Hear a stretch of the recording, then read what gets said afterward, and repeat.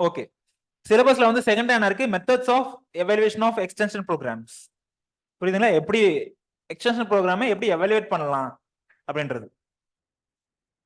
Methods of evaluation of extension programs. So இதான் இதுல இருந்து கேட்ட பிவைக்யூ. புரியுதுங்களா? இதுல இருந்து கேட்ட பிவைக்யூ வந்துட்டு enlist and explain the methods of evaluation of extension programs. Enlist and explain the methods of evaluation of extension programs.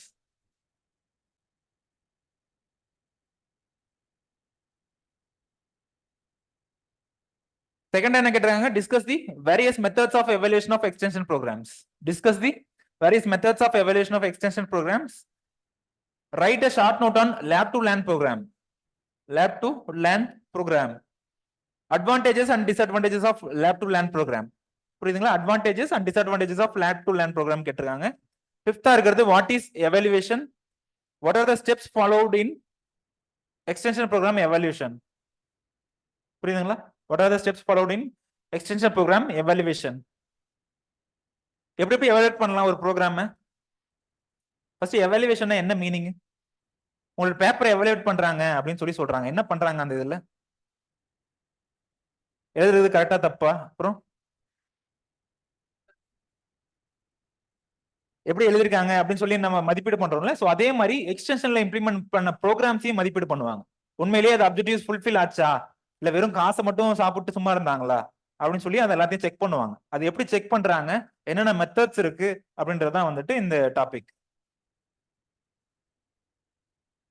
எவாலுவேஷன்ல value அப்படின்ற என்ன மீனிங்? இந்த வார்த்தை என்னத்தை குறிக்குது? வேல்யூன்றது டு வேல்யூ, மதிப்பீடு பண்றது.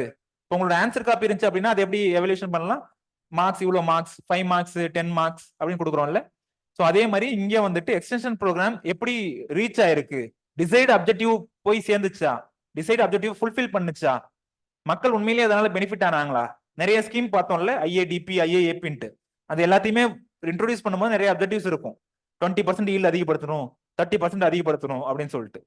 அந்த ஸ்கீமோட டியூரேஷன் முடிஞ்சதுக்கு அப்புறம் அதை உண்மையிலேயே அந்த அப்ஜெக்டிவ் ஃபுல்ஃபில் ஆச்சா அப்படின்னு பாக்குறதா வந்து இந்த எவாலுவேஷன் அப்படின்றது. So extension evaluation is the process of determining how well the desired behavioral change have taken place. How well the desired behavioral changes have taken place. So இப்போ high yielding varietal program ஒரு program இருக்கு. So அதுல வந்து எப்படி evaluate பண்ணிருப்பாங்க? High yielding varietal program இருக்கு. அதை இது பண்ணணும், எவாலுவேட் பண்ணணும் அப்படின்னா எப்படி எவாலுவேட் பண்ணிருப்பாங்க? முன்னாடி எவ்வளவு வெரைட்டி இருந்துச்சு, இப்ப என்ன வெரைட்டி இருந்துச்சு, அப்புறம் எவ்வளவு, அதனால எவ்வளவு ஈல்டு அச்சீவ் ஆச்சு, எவ்வளவு ஈல்டு அச்சீவ் ஆச்சு, நம்ம எவ்வளவு செலவு பண்ணணும், நம்மளோட பர்பஸ் ஃபுல்ஃபில் ஆச்சா, ஃபார்மர்ஸோட இன்கம் இன்க்ரீஸ் ஆச்சா, இது எல்லாத்தையும் செக் பண்றாங்கல்ல. ஸோ அதுதான் எவாலுவேஷன் அப்படின்னு சொல்லி சொல்றோம். புரியுதுங்களா? ஒருவேளை எக்ஸாம்பிள் டெஃபினேஷன் மாதிரி கேட்டாங்க அப்படின்னா இந்த ரெண்டுல ஏதாவது ஒன்று கொடுங்க. ஸோ செகண்டா இருக்கிறது கொஞ்சம் ஈஸியா இருக்கும். The comparison of situation before and after a developmental program. Before and after a developmental program. இப்போ high yielding varietal program ஒன்னு பார்த்தோம். High yielding varietal program. இது ஸ்பெசிஃபிக்கா எப்போ இன்ட்ரோடியூஸ் பண்ணாங்க? 1966. இது கூட விடுங்க. IADP ன்னு ஒன்னு, IAAP IADP எல்லாம் பார்த்தோம்ல. இது எப்ப இருந்துச்சு? IADP 62 66 அந்த மாதிரி பார்த்தோம். புரியுதுங்களா? சோ இந்த ப்ராஜெக்ட், இந்த ஸ்கீம் முடிஞ்சதுக்கு அப்புறம் என்ன பண்ணணும், எவ்வளவு தூரம் ஈல்டு இன்க்ரீஸ் ஆயிருக்கு, பிஃபோர் அண்ட் ஆஃப்டர். இந்த ஸ்கீமுக்கு முன்னாடி எப்படி இருந்துச்சு, இப்ப எப்படி இருக்கு, புரியுதுங்களா? இது ரெண்டையும் கம்பேர் பண்றோம். அததான் வந்து என்னன்னு சொல்றோம், evaluation. Evaluation of extension programme. அந்த செகண்டா இருக்க டெஃபினிஷன் மட்டும் பாருங்க ஒரு time. Evaluation is the comparison of situation before and after a development programme has operated with an area for a predetermined period. இந்த இடத்துல வந்து பிஃபோர் இந்த சிச்சுவேஷன் எதை குறிக்குது? 1960க்கு முன்னாடி. இந்த சிச்சுவேஷன் வந்து இந்த கேஸ் எடுத்துவாங்க. பிஃபோர்ன்ற வார்த்தை என்னத்தை குறிக்குது? 1960க்கு முன்னாடி. ஆஃப்டர்ன்ற வார்த்தை என்னத்தை குறிக்குது? அந்த இம்ப்ளிமெண்ட் பண்ணி கம்ப்ளீட் எப்ப ஆச்சோ அதுக்கப்புறம், 1966க்கு அப்புறம். ஏரியான்றது எந்த குறிக்குது? எந்தெந்த ஏரியாவில் இம்ப்ளிமெண்ட் பண்ணாங்க, ஐஏடிபி எந்தெந்த டிஸ்ட்ரிக்ட்ல இம்ப்ளிமெண்ட் பண்ணாங்க அப்படின்றத குறிக்குது. புரியுதுங்களா? எல்லா டிஸ்ட்ரிக்ட்லயும் இம்ப்ளிமெண்ட் பண்ணிருக்கணும் அப்படின்னு அவசியம் கிடையாது.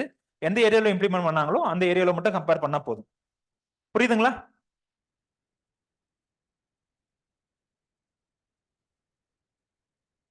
இதுல ஸ்பெசிஃபிக்கா அந்த லேப் டு லேர்ன் ப்ரோக்ராம் மட்டும் பார்ப்போம். மற்றது திரும்ப நெக்ஸ்ட் கிளாஸ்ல பார்ப்போம்.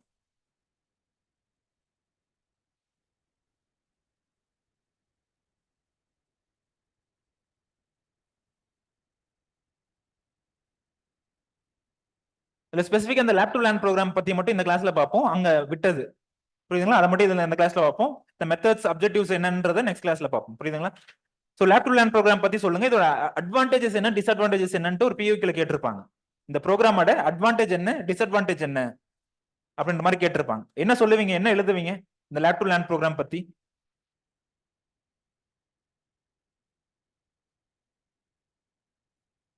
ஃபார்மஸோட ப்ராப்ளம் வந்து சொல்லி ஒரு தீர்வு கிடைச்சது அப்படின்னு எழுதலாம். அப்புறம் ப்ரொடக்ஷன் இன்க்ரீஸ் ஆச்சுன்னு எழுதலாம். ஆஸ் யூஷுவல் என்னென்ன எழுதணுமோ எழுதலாம். பட் டிஸ்அட்வான்டேஜ்ல என்ன எழுதுவீங்க?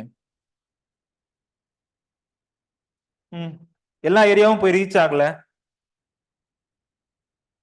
ஆக்சுவலா ஒரு ரிசர்ச்சர் வந்து ஒரு ரிசர்ச் பண்ணணும். ஒரு ரிசர்ச் என்னப்பா ஃபார்மஸை கன்வின்ஸ் பண்றது கஷ்டமா இருந்துச்சு.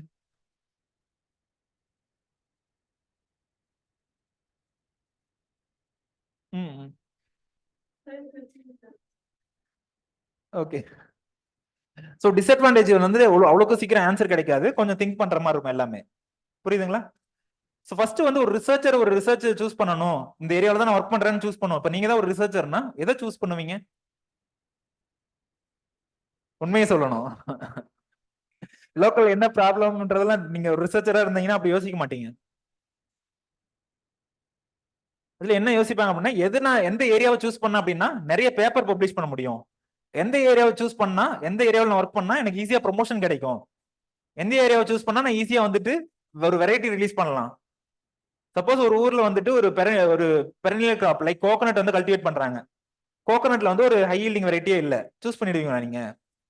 அந்த ஏரியாவில் வந்து கோகனட் தான் ஒரு பிரச்சனை அப்படின்னா நீங்க அதை சூஸ் பண்ணுவீங்களா? ஏன் சூஸ் பண்ண மாட்டீங்க? அதுக்கு வந்து வருஷ கணக்கில் உழைக்கணும். அதுக்குள்ள நீங்க ரிட்டையர் கூட ஆயிடுவீங்க. நீங்க ஒரு வெரைட்டி ரிலீஸ் பண்றதுக்குள்ள நீங்க ரிட்டையர் கூட ஆயிடுவீங்க. ஸோ அப்போ ரிசர்ச்சுக்கும் கிரவுண்ட் லெவல்ல இருக்க சிச்சுவேஷனுக்கும் ஒரு லேக்கிங் இருக்கு. ரிசர்ச்சுக்கும் அந்த லோக்கல் லெவல்ல இருக்கக்கூடிய பிரச்சனைக்கும் நிறைய லேக்கிங் இருக்கு. ரிசர்ச்சர் வந்துட்டு அவங்க டெக்னாலஜி டெவலப் பண்ணிட்டு ஒரு பேப்பர் பப்ளிஷ் பண்ணிட்டாங்க. ஒரு ரிசர்ச்சர் வந்து ஒரு பேப்பர் பப்ளிஷ் பண்ணிட்டாங்க.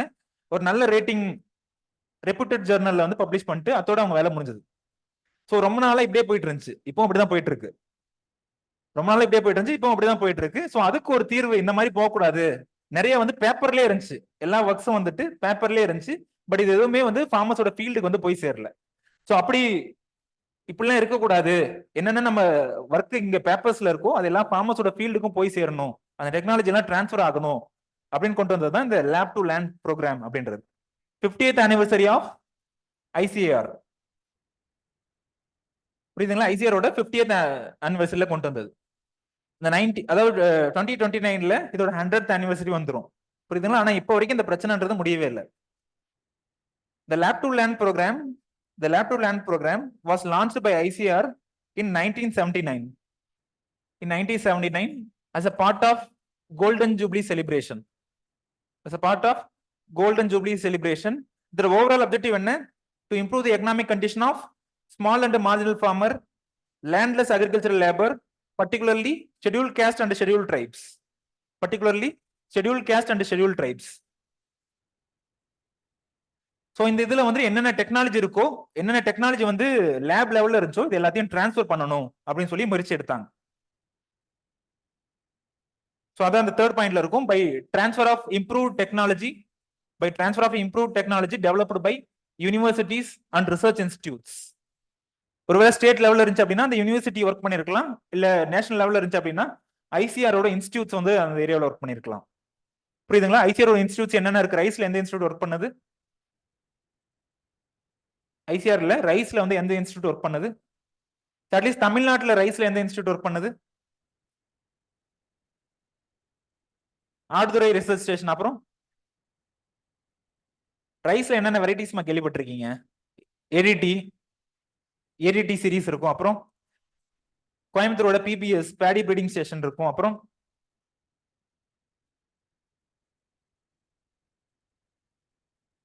திருவூர் குப்பம் அப்படின்னு சொல்லிட்டு ஒரு அங்கிருந்து நிறைய வெரைட்டி ரிலீஸ் ஆகும். ஸோ ஒருவேளை ரிசர்ச் இன்ஸ்டியூட் அட் நேஷனல் லெவல்ல ரிலீஸ் பண்ணணும் ரைஸ்ல அப்படின்னா யார் ரிலீஸ் பண்ணுவா? National rice research institute, NRRI, Cuttack அப்படின்னு சொல்லுவாங்க. புரியுதுங்களா? அவங்க டெவலப் பண்ண டெக்னாலஜிஸ் ஸ்டேட் யூனிவர்சிட்டிஸா இருந்தாலும் சரி, இல்ல ரிசர்ச் இன்ஸ்டியூட் டெவலப் பண்ண டெக்னாலஜியா இருந்தாலும் சரி, அதை போய் ஃபார்மர்ஸ்ட சேர்க்கணும். இதுதான் பர்பஸ். புரியுதுங்களா? Implemented by using the existing extension staff.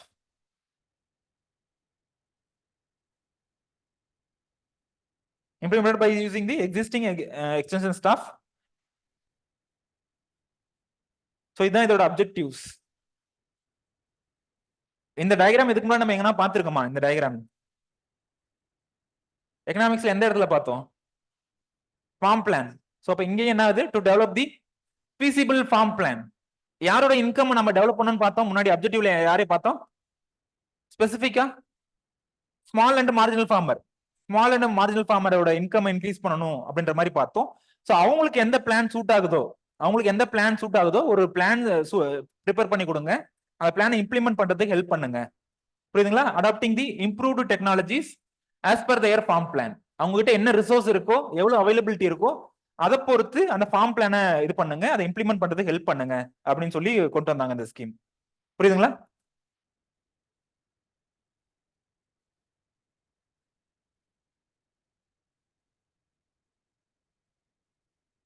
மொத்தத்தில் எல்லாமே டெக்னாலஜி டிரான்ஸ்ஃபர் பண்றதுதான். போலாங்களா? அடுத்தது ஸோ என்னென்ன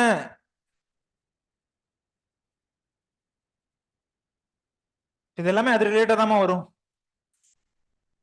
சயின்டிஸ்ட் இன்ஸ்டிடியூஷனுக்கு ஒரு கனெக்ஷன் கொடுக்கணும், இல்ல அவங்ககிட்ட இருந்து ஃபீட்பேக் வாங்கிக்கணும்.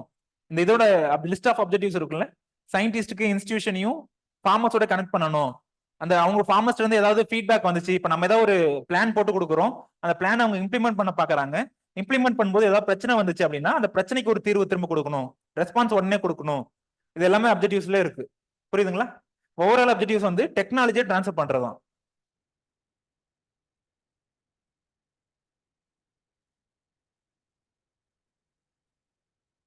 புரியுதுங்களா? ஸோ இப்போ இதோட அட்வான்டேஜ் என்ன, டிஸ்அட்வான்டேஜ் என்ன அப்படின்றத மட்டும் பார்த்தா முடிஞ்சது. அட்வான்டேஜ் என்ன, டிஸ்அட்வான்டேஜ் என்ன? என்ன அட்வான்டேஜ், என்ன டிஸ்அட்வான்டேஜ் சொல்லுங்க. இன்கம் அதிகமாகுது. அப்புறம் டெக்னாலஜி டிரான்ஸ்ஃபர் பண்றதுல என்ன வேற என்ன அட்வான்டேஜ்? நியூ டெக்னாலஜி போய் ரீச் ஆகுது, ஃபார்மர்ஸோட ப்ராப்ளம் சால்வ் ஆகுது. அப்புறம் நீங்க சொல்ற எல்லா பாயிண்ட்டுமே தான் இதுல இருக்கு. இந்த ஸ்கீம்னால எவ்வளவு பேர் பெனிஃபிட் ஆனாங்க? 50,000 ஃபேமிலிஸ் பெனிஃபிட் ஆகிறான்னு சொல்றாங்க. There was a direct contact between scientists and farmers. இதுவும் நீங்க சொன்னதுதான். இது எல்லாமே நீங்க சொன்னதுதான். புரியுதுங்களா? ஸோ சயின்டிஸ்ட் வந்துட்டு ஒரு பிளான் சூஸ் பண்றாங்கல்ல, ஒரு ஸ்மால் ஃபார்ம்ல சூஸ் பண்ணி பிளான் பண்றாங்கல்ல, ஸோ அவங்க இவ்வளவு பணம் ஸ்பெண்ட் பண்ணிக்கலாம் அப்படின்னு சொல்லியிருக்காங்க இந்த ஸ்கீம்ல. இந்த லேப் டு லேண்ட் ப்ரோக்ராம்ல எவ்வளவு ஸ்பெண்ட் பண்ணலாம் சொல்லியிருக்காங்க. The scientists are permitted to spend ₹2,000 per family in 2 years. அந்த 2,000 எதுக்காக ஸ்பெண்ட் பண்ணலாம்? ஏதாவது சீட்ஸ் வாங்கி கொடுக்கறது, இல்ல பயோ ஃபர்டிலைசர் வாங்கி கொடுக்கறது, கெமிக்கல்ஸ் வாங்கி கொடுக்கறது அப்படின்றதுல ஸ்பெண்ட் பண்ணிக்கலாம். ஸோ இது எல்லாமே வந்துட்டு இப்போ ஃபார்மர்ஸ் ஸ்பெண்ட் பண்ணக்கூடிய இதை வந்துட்டு குறைக்குது, இன்புட் காஸ்ட் வந்து குறைக்குது. புரியுதுங்களா? ஸோ லாஸ்டா இதுதான் வந்து டிஸ்அட்வான்டேஜ். என்ன டிஸ்அட்வான்டேஜ் இருக்கலாம் இந்த லேப் டு லேர்ன் ப்ரோக்ராம்ல? இவங்க கன்வின்ஸ் பண்ணாங்க, பட் அவங்க கன்வின்ஸ் ஆனாங்களா? அதான் வந்து அடாப்ஷன் ரேட் அப்படின்னு சொல்லுவோம். Adoption rate. ஸோ இந்த அடாப்ஷன் ரேட் அதிகமா இருந்துச்சா குறைவா இருந்துச்சா?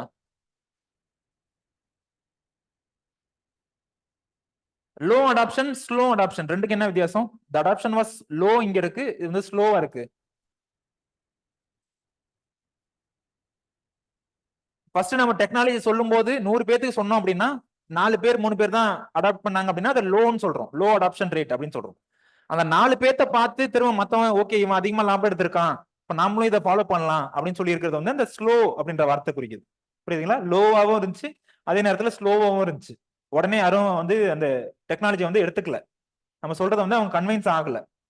வேற என்னென்ன பிரச்சனை இருந்துச்சு இதுல? ஏதாவது திங்க் பண்ணி சொல்லுங்க. As usual remote areas reach ஆகல. ஆக்சுவலா நம்ம டார்கெட் பண்றது ஸ்மால் அண்ட் மார்ஜினல் ஃபார்மர். இந்த ஸ்கீமை டார்கெட் பண்ணணும்னு சொல்லிட்டு ஸ்மால் அண்ட் மார்ஜினல் ஃபார்மர் கொடுத்தாங்க. பட் ஆனா அவங்களுக்கு வந்துட்டு அந்த பணத்தை ஸ்பெண்ட் பண்ணக்கூடிய அந்த இன்புட் காஸ்ட் வந்துட்டு அவங்களால பேர் பண்ணிக்க முடியல. புரியுதுங்களா? இன்புட் காஸ்ட் என்னென்ன தேவையோ அது எல்லாத்தையும் அவங்களால ஸ்பெண்ட் பண்ண முடியல. There was a huge gap. There was a huge gap between what is developed in the laboratories and what ultimately reaches the land. What developed in the laboratories and what ultimately reaches the land என்ன வித்தியாசம்? இதை நீங்க உண்மையிலே feel பண்ணிருக்கீங்களா? இவ்வளவு நம்ம ஒரே variety நம்ம பிராக்டிக்கலா வந்துட்டு ஃபீல்ட்ல நம்ம ரிசர்ச் ஃபார்ம்ல பாக்குறதுக்கும் நம்ம போய் ஃபார்மஸோட ஃபீல்ட்ல அதை இம்ப்ளிமெண்ட் பண்றதுக்கும் நிறைய டிஃபரன்ஸ் இருக்கும். புரியுதுங்களா? இதை நீங்க உண்மையிலேயே பிராக்டிகலா நீங்க அச்சீவ் பண்ணிருக்கீங்களா, பாத்திருக்கீங்களா என்னன்னு தெரியல. Same crop same variety research farm, அதாவது வந்துட்டு ஒரு பிரீடரோட கண்ட்ரோல்லயோ இல்ல வந்துட்டு ஒரு அக்ரிகல்ச்சர் எக்ஸ்பர்ட்டோட கண்ட்ரோல்ல இருக்கும் போதும், இன்னொரு கேஸ் வந்துட்டு அதே வெரைட்டி அதே கிராப் பட் ஃபார்மர்ஸோட ஃபீல்ட்ல இருக்கிறதுக்கும் வித்தியாசம் இருக்கு. புரியுதுங்களா? எதுல வந்து நல்ல பெர்ஃபார்மன்ஸ் இருக்கும்? பிரீடர்ஸோட கண்ட்ரோல்ல இருக்கும்போது கொஞ்சம் நல்ல பெர்ஃபார்மன்ஸ் இருக்கும். பட் ஃபார்மர்ஸ்க்கு நம்ம இந்த டெக்னாலஜி ட்ரான்ஸ்ஃபர் பண்ணும்போது ஏதோ ஒரு காரணத்தால ஒழுங்கா பெர்ஃபார்ம் பண்ணல அப்படின்னு சொல்லி சொல்றாங்க. என்ன ரீசன்? என்ன ரீசன்னால இங்க நல்லா பெர்ஃபார்ம் பண்ணுச்சு பட் ஃபார்மர்ஸ்க்கு போகும்போது ஒழுங்கா பெர்ஃபார்ம் பண்ணல? இங்க எல்லாமே பர்ஃபெக்டா நடந்திருக்கும். இங்க எல்லாமே பர்ஃபெக்டா நடந்திருக்கும். எல்லாமே யூனிஃபார்மா நம்ம கொடுத்திருப்போம். பட் அங்க வந்துட்டு அந்த ஒரு பர்ஃபெக்ஷனை வந்து எக்ஸ்பெக்ட் பண்ண முடியாது.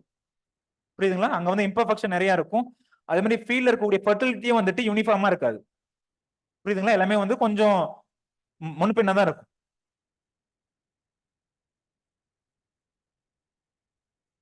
புவர் அக்சசிபிலிட்டி, புவர் லிட்ரஸி எல்லாமே ஆல்ரெடி பார்த்தாச்சு. புரியுதுங்களா? ஸோ ஃபர்ஸ்ட் இந்த இதுக்கு போறதுக்கு முன்னாடி என்ன பர்பஸ்க்காக எவாலுவேஷன் பண்ணணும்? எவாலுவேஷன்ற அந்த டேர்முக்கு என்ன meaning? To value. To value evaluation to value அப்படின்ற மாதிரி மீனிங். என்ன காரணத்துக்காக ஃபர்ஸ்ட் எவாலுவேஷன் போகணும்? என்ன அப்ஜெக்டிவ் சொல்லுங்க. என்ன அப்ஜெக்டிவ்காக எவாலுவேட் பண்ணணும்? ஓகே, கொடுத்த இன்டர்பிரேஷன் கரெக்டா அப்படின்னு சொல்லிட்டு பாக்குறது. ஆக்சுவலா அந்த ப்ராஜெக்ட்ல என்ன அச்சீவ் பண்ணிருக்கோம், இதெல்லாம் என்ன அச்சீவ் பண்ணிருக்கோம் அப்படின்றத பார்க்கலாம். அச்சீவ்மெண்ட் இல்லைன்னா அக்கம்ப்ளிஷ்மெண்ட் என்ன? Achievement or accomplishment?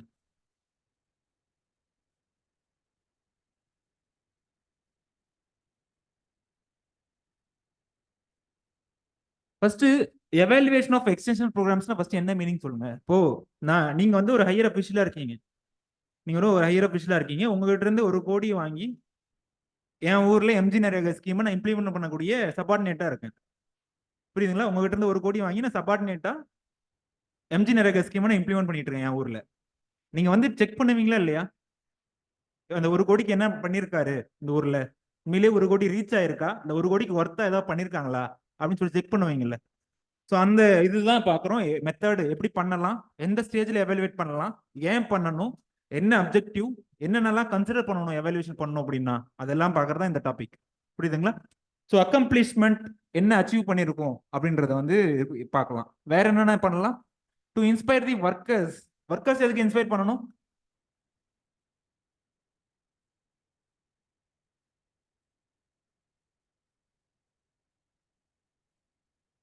இதெல்லாம் அச்சீவ் பண்ணிருக்கீங்க. எக்ஸ்டென்ஷன் ஏஜென்ட்டா இருப்பாங்களா, எக்ஸ்டென்ஷன் ஏஜென்ட்டோ இல்ல யார் அந்த டீலிங் பர்சன்ஸ் யார் இருக்காங்களோ, ஸோ அவங்கள வந்துட்டு அது ஒரு இன்ஸ்பிரேஷன், அடுத்து புதுசா ஆரம்பிக்கிறதுக்கு இது ஒரு தூண்டுதலா இருக்கும். புரியுதுங்களா? ஒருவேளை இங்க பெருசா ஏதாவது அச்சீவ் பண்ணியிருந்தாங்க அப்படின்னா பரவாயில்லப்பா நல்லா பண்ண அப்படின்னு சொல்லி ஒரு அப்ரிசியேஷன் கொடுக்கணும்ல. அப்ரிசியேஷன் கொடுக்கறது அவங்கள இன்ஸ்பயர் பண்ணணும், ஃபர்தரா வந்து ஒர்க் பண்றதுக்கு ஒரு இன்ஸ்பயர் பண்ணணும், நல்லா பண்ணியிருந்தாங்க அப்படின்னா. ஒருவேளை இந்த ப்ரோக்ராம்ஸ்ல எங்கனாவது ஏதாவது பிரச்சனை இருந்துச்சுன்னா, ஏதாவது ஒரு பிரச்சனை நடந்திருக்கு ஸ்டார்டிங்லயே வந்துட்டு இது நம்ம எதிர்பார்த்த அளவு போகல, பிரதான் மந்திரி கிராம் சதக் யோஜனான்னு ஒண்ணு இருக்கு. அது என்ன பர்பஸ்க்கு? வில்லேஜ்ல இந்த ரோட்ஸ் இதெல்லாம் போடுறதுக்காக. புரியுதுங்களா? ஒருவேளை அதெல்லாம் வந்து பிரச்சனையை கண்டுபிடிக்கல, ஸ்டார்டிங்லயே வந்து மெட்டீரியல் சரியில்லை அப்படின்னு சொல்லி கண்டுபிடிக்கல, என்ன ஆகும்? போடுற ரோடு வந்துட்டு ஒரு மலைக்கே தாங்காது. ஃப்ளட் எல்லாம் வந்துச்சு அப்படின்னா மலையோட சேர்ந்து எல்லாம் அடிச்சுட்டு போயிடும். புரியுதுங்களா? வேற என்னென்ன ரீசன்னால, என்ன பர்பஸ், அப்ஜெக்டிவ் என்னன்னு சொல்லுங்க திங்க் பண்ணி. ஒன்று வந்து அச்சீவ்மெண்ட்ஸ் என்ன, அந்த ப்ராஜெக்ட்ல என்ன அச்சீவ் பண்ணிருக்காங்க, அந்த ப்ரோக்ராம்ல என்ன அச்சீவ் பண்ணிருக்காங்க. நம்பர் 2 வந்துட்டு அதுல இருக்கக்கூடிய ஒர்க்கர்ஸ் எல்லாம் இன்ஸ்பயர் பண்றது. புரியுதுங்களா? ஒருவேளை நல்லா பண்ணியிருந்தாங்க அப்படின்னா அப்ரிஷியேட் பண்ணுவோம். அது மூலியமா அவங்க ஃபர்தர் ஒர்க் வந்து நல்லா ப்ரொசீட் பண்றது கரெக்டா இருக்கும். வேற okay, it helps in improvement. ஃபியூச்சர்ல வந்துட்டு எப்படி இம்ப்ரூவ் பண்றது. புரியுதுங்களா? ஒரு சில ஆன்சர்ஸ்லாம் நீங்க அந்த ஸ்பாட்லயே குக் பண்ண தெரிஞ்சிருக்கணும். இந்த டைம் கொஸ்டின்ஸ் நீங்க எவ்வளவு பேர் பாத்தீங்கன்னு தெரியல, ஒரு சில ஆன்சர்ஸ்லாம் அந்த ஸ்பாட்ல நீங்க ரெடி பண்ண தெரிஞ்சிருக்கணும். இந்த கொஸ்டினுக்கு என்ன வேற என்னென்ன பாயிண்ட்ஸ் எழுதுவீங்க? என்ன 1 or 2 பாயிண்ட்ஸ்? ஃபர்ஸ்ட் என்ன கேஸ்ன்னு சொல்லியாச்சு, என்ன அப்ஜெக்டிவ்னு சொல்லி, என்ன அப்ஜெக்டிவ்ல என்ன சொல்லுவீங்க, எழுதுவீங்க. வேற எதுக்காகமா ஒரு எவலுவேஷன் பண்ணணும்? உங்களோட ஆன்சர் காப்பி ஃபர்ஸ்ட் எதுக்கு எவலுவேட் பண்ணணும்? உங்களோட ஆன்சர் காப்பி ஃபர்ஸ்ட் எதுக்கு எவலுவேட் பண்ணணும்?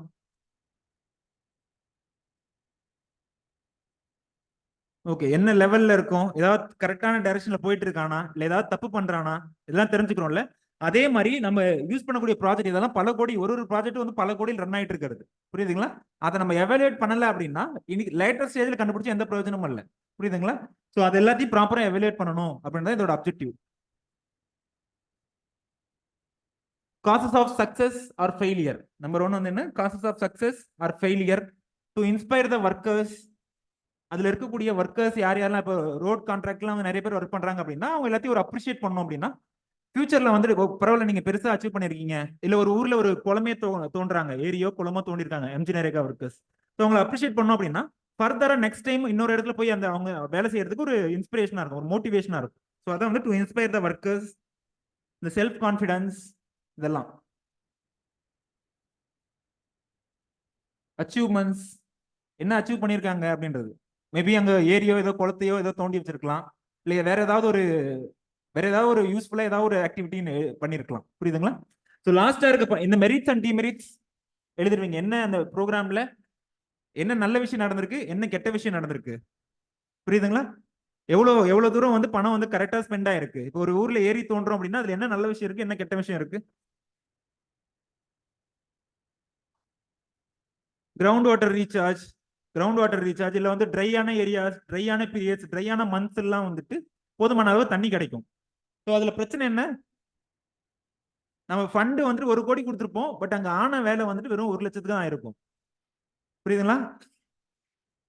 அந்த மாதிரி நிறைய நீங்க பிராக்டிகல் நிறைய அப்சர்வ் பண்ணிருப்பீங்க ஊர்ல இந்த எம்ஜி நரேகாலாம். ஸோ அந்த நம்ம கொடுத்த ஃபண்டிங் உண்மையிலே ஒழுங்கா செலவாயிருக்கா, கொடுத்த ஃபண்டிங்க்கு அவுட்புட் கிடைச்சிருக்கா அப்படின்னு சொல்லி பாக்குறது தான். அப்படி எல்லாம் ஆகல அப்படின்னா அதுல நிறைய டிமெரிட்ஸும் இருக்கலாம். புரியுதுங்களா? உண்மையிலேயே அந்த மாதிரி நம்ம கொடுத்த ஃபண்டு ப்ராப்பரா டைவர்ட் ஆகாம ப்ராப்பரா போயிருக்கா இல்லையா அப்படின்னு சொல்லிட்டு அதெல்லாம் இந்த இதுல டிமெரிட்ஸ்ல வரும். ஸோ லாஸ்டா வந்து எக்ஸ்பெரிமெண்டல் டீச்சிங் மெத்தட்ஸ். ஒரு எக்ஸ்டென்ஷன் ஒர்க்கர்ஸ் ஃபார்மர்ஸ் அட்ரஸ் பண்ணும்போது எப்படி அட்ரஸ் பண்ணுவாங்க? எக்ஸ்டென்ஷன் ஒர்க்கர், நான் அக்ரிகல்ச்சர் ஆஃபீஸர், நான் ஃபார்மர்ஸ் அட்ரஸ் பண்ணும்போது எப்படி அட்ரஸ் பண்ணுவேன்?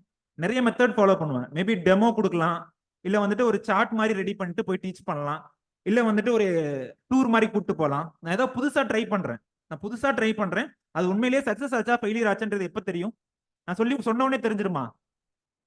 நான் இப்போ ஒரு சார்ட் எடுத்துட்டு வந்து நான் இப்ப நடத்துறேன், எல்லாரும் வந்துட்டு ரைஸே கல்டிவேட் பண்ணாதீங்க, பல்ஸ் ஆயில் சீட்ஸ் எல்லாம் க்ரோ பண்ணுங்க, நிறைய லாபம் எடுக்கலாம் அப்படின்னு சொல்றேன். அது அத்தோட முடிஞ்சதா? அது எப்ப அது உண்மையிலேயே தெரியும் அதோட அவுட்கம்? ஒரு 6 மாசம் கழிச்சு போய் உண்மையிலேயே போய் எவலுவேஷன் பண்றோம், உண்மையிலேயே ஒருத்தவங்க போய் சர்வே எடுக்கிறோம். சர்வே எடுக்கும்போது தான் உண்மையிலேயே நம்ம கொடுத்த அந்த டீச்சிங் மெத்தட் சக்சஸ் கொடுத்துருக்கா இல்ல ஃபெயிலியர் கொடுத்துருக்கா அப்படின்றது தெரியும். புரியுதுங்களா? அந்த 6 மாசம் கழிச்சு போய் சர்வே எடுக்கிறோம்ல, ஸோ அதெல்லாம் என்னன்னு சொல்றோம்? எவாலுவேஷன் அப்படின்னு சொல்றோம். புரியுதுங்களா? எவாலுவேஷன். புரியுதுங்களா? நிறைய கொஸ்டினுக்கு வந்துட்டு உங்களுக்கு ஆன்சர் வந்து அந்த ஸ்பாட்லயே உங்களுக்கு குக் பண்ண தெரிஞ்சிருக்கணும். புரியுதுங்களா? இந்த 5 மினிட்ஸ் நூடுல்ஸ் சொல்லுவாங்கல்ல, அந்த மாதிரி கொஸ்டின் பார்த்துட்டு அந்த டைம்ல கொஞ்சம் ஷாக்கா இருக்கும், பட் ஏதோ ஒன்று எழுத தெரியணும். புரியுதுங்க? எல்லா கொஸ்டினுமே வந்து நம்ம எதிர்பார்த்த டைரக்ஷன்லயே வரும் அப்படின்னு சொல்ல முடியாது. பாத்தீங்களா அந்த டைம் கொஸ்டின்ஸ் எல்லாருமே ஃபுல்லா கம்ப்ளீட்டா? இந்த அளவுக்கு ஆக்சுவலா மற்ற சப்ஜெக்ட் கம்பேர் பண்ணும்போது ஷாக் குறைவாவே நமக்கு இருக்கு. ஆனா இந்த ஷாக்கையே வந்து நம்ம ஸ்டூடெண்ட்ஸ் தாங்கிக்க மாட்டாங்க. மற்ற சப்ஜெக்ட்டை நீங்க கம்பேர் பண்ணும்போது நம்மளுக்கு வந்து அன்எக்ஸ்பெக்டட் ஏரியாஸ் சிலபஸ்லேயே இல்லை, இது எப்படி கேட்டாங்க அப்படின்லாம் நீங்க எதுவுமே சொல்ல முடியாது. வரேன் அந்த சம்ம வச்சுதான் நானும் பேசிட்டு இருக்கேன். அந்த சம்மையுமே வந்துட்டு நீங்க பாதி கொண்டு போயிருக்கலாம். ஒண்ணுமே தெரியலனா கூட அது பாதி நீ கொண்டு கம்ப்ளீட்டா நீங்க அந்த கன்வர்ஷன் பண்ண முடியலனாலும் பாதி நீங்க அட்லீஸ்ட் ட்ரை பண்ணிருக்கலாம். அட் த எண்ட் வந்துட்டு உங்களுக்கு வந்து 500க்கு எவ்வளவு மார்க்ஸ் தேவை? 500க்கு 270யோ இல்ல 280யோ தேவை. புரியுதுங்களா? நீங்க வந்துட்டு அவுட் ஆஃப் அவுட் எடுங்க அப்படின்னு யாரும் சொல்லல. எல்லா சப்ஜெக்ட்லயுமே இந்த மாதிரி ஒரு தொட முடியாத ஒரு ஏரியா இருக்கும். புரியுதுங்களா? எல்லா பாலையும் 6 அடிக்கணும்னு நினைக்காதீங்க. ஒரு சில பால் மிஸ்ஸும் பண்ணணும். புரியுதுங்களா? அதை முடிச்ச உடனே அந்த அந்த ப்ராப்ளத்தை வச்சுதான் நிறைய இது வந்துச்சு, கொஸ்டின் வந்துச்சு. பட் ஆனா அது எல்லாத்தாலையுமே முடியாது. புரியுதுங்களா? ஏன்னா ஒரே ஒரு எக்ஸாம் மட்டுமே நீங்க ஃபோக்கஸ் பண்ணும்போது உங்களுக்கு அப்படி தோணும். நீங்க நிறைய எக்ஸாம் ஃபோக்கஸ் பண்ணி மற்ற சப்ஜெக்டையும் மற்ற ஆஸ்பிரண்ட்டையும் பார்க்கும்போது உங்களுக்கு அந்த கம்பேர் பண்ணும்போது ஓகே, அதை கம்பேர் பண்ணும்போது இது நம்மளுக்கு பரவாயில்ல அப்படின்ற ஃபீல் இருக்கும். புரியுதுங்களா? நிறைய சப்ஜெக்ட்ல வந்து அவுட் ஆஃப் சிலபஸ்லாம் நிறைய வந்துருந்துச்சு. எந்தெந்த சப்ஜெக்ட்ல எந்தெந்த இதுல அந்த மாதிரி வந்துச்சுன்னு சொல்லுங்க. அவுட் ஆஃப் சிலபஸ் இந்த டைம் வந்து நிறைய சப்ஜெக்ட் வந்து சோதிச்சுட்டாங்க. பேஷண்ட் ஸ்டூடெண்டோட பொறுமையை சோதிச்ச மாதிரிலாம் நிறைய ஆப்ஷன்ல நடந்திருக்கு. அது எதையும் நான் இந்த ஃபேக்கல்ட்டியா இருந்து சொல்லக்கூடாது. பட் நீங்க போய் கேளுங்க, மெயின் ஸ்டூடெண்ட்ஸ்ட்டு கேளுங்க. புரியுதுங்களா? என்னம்மா அவன் ஸ்டூடெண்ட்ஸோட பொறுமையை சோதிக்கிற மாதிரி எப்பயும் வந்துட்டு ப்ரிலிம்ஸ்ல சோதிப்பாங்க. இந்த டைம் வந்துட்டு ஆப்ஷன்ல நிறைய சோதிச்சிருக்காங்க. நம்மளுது பரவாயில்ல, கம்பேர் பண்ணுவோம் மற்றது கம்பேர் பண்ணும்போது நம்மளுது பரவாயில்ல. So steps involve in extension program evaluative process. என்னென்ன ஸ்டெப்ஸ் இருக்கு? இது எல்லாத்துக்குமே வந்துட்டு நீங்க எக்ஸ்டென்ஷன் ப்ரோக்ராம் மைண்ட்ல வச்சுட்டாலும் சரி, இல்ல பிராக்டிகலா உங்களுக்கு புரியணுன்றதுக்காக நான் எம்ஜி நரேகா எக்ஸாம்பிள் எடுத்துக்கிறேன். புரியுதுங்களா? எம்ஜி நரேகா ஸ்கீம் நான் எடுத்துக்கிட்டேன் எக்ஸாம்பிளா. ஃபர்ஸ்ட் வந்து ஃபார்முலேட் எவாலுவேஷன் அப்ஜெக்டிவ்ஸ் அப்படின்னு சொல்றாங்க. Formulate evaluation objectives. ஸோ இந்த இதுல வந்து எவாலுவேஷன் அப்ஜெக்டிவா நம்ம என்ன செட் பண்ணலாம் சொல்லுங்க. எம்ஜி நரேகாவில் நீங்க வந்து ஹையர் அபிஷியல், நான் வந்து உங்களுக்கு கீழே இருக்கக்கூடிய ஒரு சபார்டினேட். உங்ககிட்ட இருந்து 1 கோடி நான் வாங்கிக்கிட்டு நான் செலவு பண்ணியிருக்கேன். புரியுதுங்களா? எம்ஜி நரேகா எம்ப்ளாயிஸ் ஒர்க்கர்ஸை வச்சுக்கிட்டு நான் ஏரி தூர் வாடுறது இந்த மாதிரி வேலையெல்லாம் பண்ணியிருக்கேன். ஸோ இப்போ நீங்க இது பண்ணும்போது, இன்ஸ்பெக்ட் பண்ணும்போது இல்ல மானிட்டர் பண்ணும்போது வந்து எவாலுவேஷன் அப்ஜெக்டிவா நீங்க என்ன ஃபிக்ஸ் பண்ணுவீங்க சொல்லுங்க. இந்த கேஸ்ல என்ன எப்படி எவாலுவேட் பண்ணுவீங்க? அதோட அப்ஜெக்டிவ் என்னவா நீங்க ஃபிக்ஸ் பண்ணுவீங்க?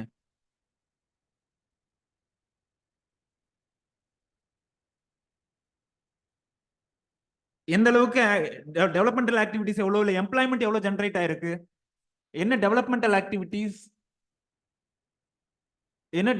ஆக்டிவிட்டிஸ் போயிருக்கு. ஒரு சில ஊர்ல இந்த சீமக்கருவேல மரத்தை இது பண்ற மாதிரி, இல்ல வந்துட்டு லேக் இது பண்ற மாதிரி, ரிஜுனேட் பண்ற மாதிரி, இல்ல பான்ஸ் ஏதாவது புதுசா தோன்ற மாதிரி, இல்ல வந்து ரிவர் இருக்கு அப்படின்னா அந்த ரிவரை இது பண்ற மாதிரி, ரிஜுனேட் பண்ற மாதிரி ஏதாவது பண்ணிருப்பாங்க. ஸோ அதுல என்ன அப்ஜெக்டிவ், இல்ல ஜாப் எவ்வளவு கிரியேட் ஆயிருக்கு, எவ்வளவு பேருக்கு நம்ம அந்த 1 கோடி வச்சு வேலை வாய்ப்பு கொடுத்துருக்கோம் அப்படின்னு நீங்க அப்ஜெக்டிவா பிக்ஸ் பண்ணிக்கலாம். அதை வந்து நீங்க தான் பிக்ஸ் பண்ண போறீங்க.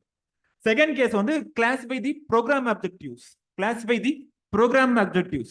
ஸோ இந்த எம்ஜி நரேகாவோட அப்ஜெக்டிவ் ஒன்று இருக்கு தெரியுமா? எம்ஜி நரேகாவோட அப்ஜெக்டிவ் என்ன?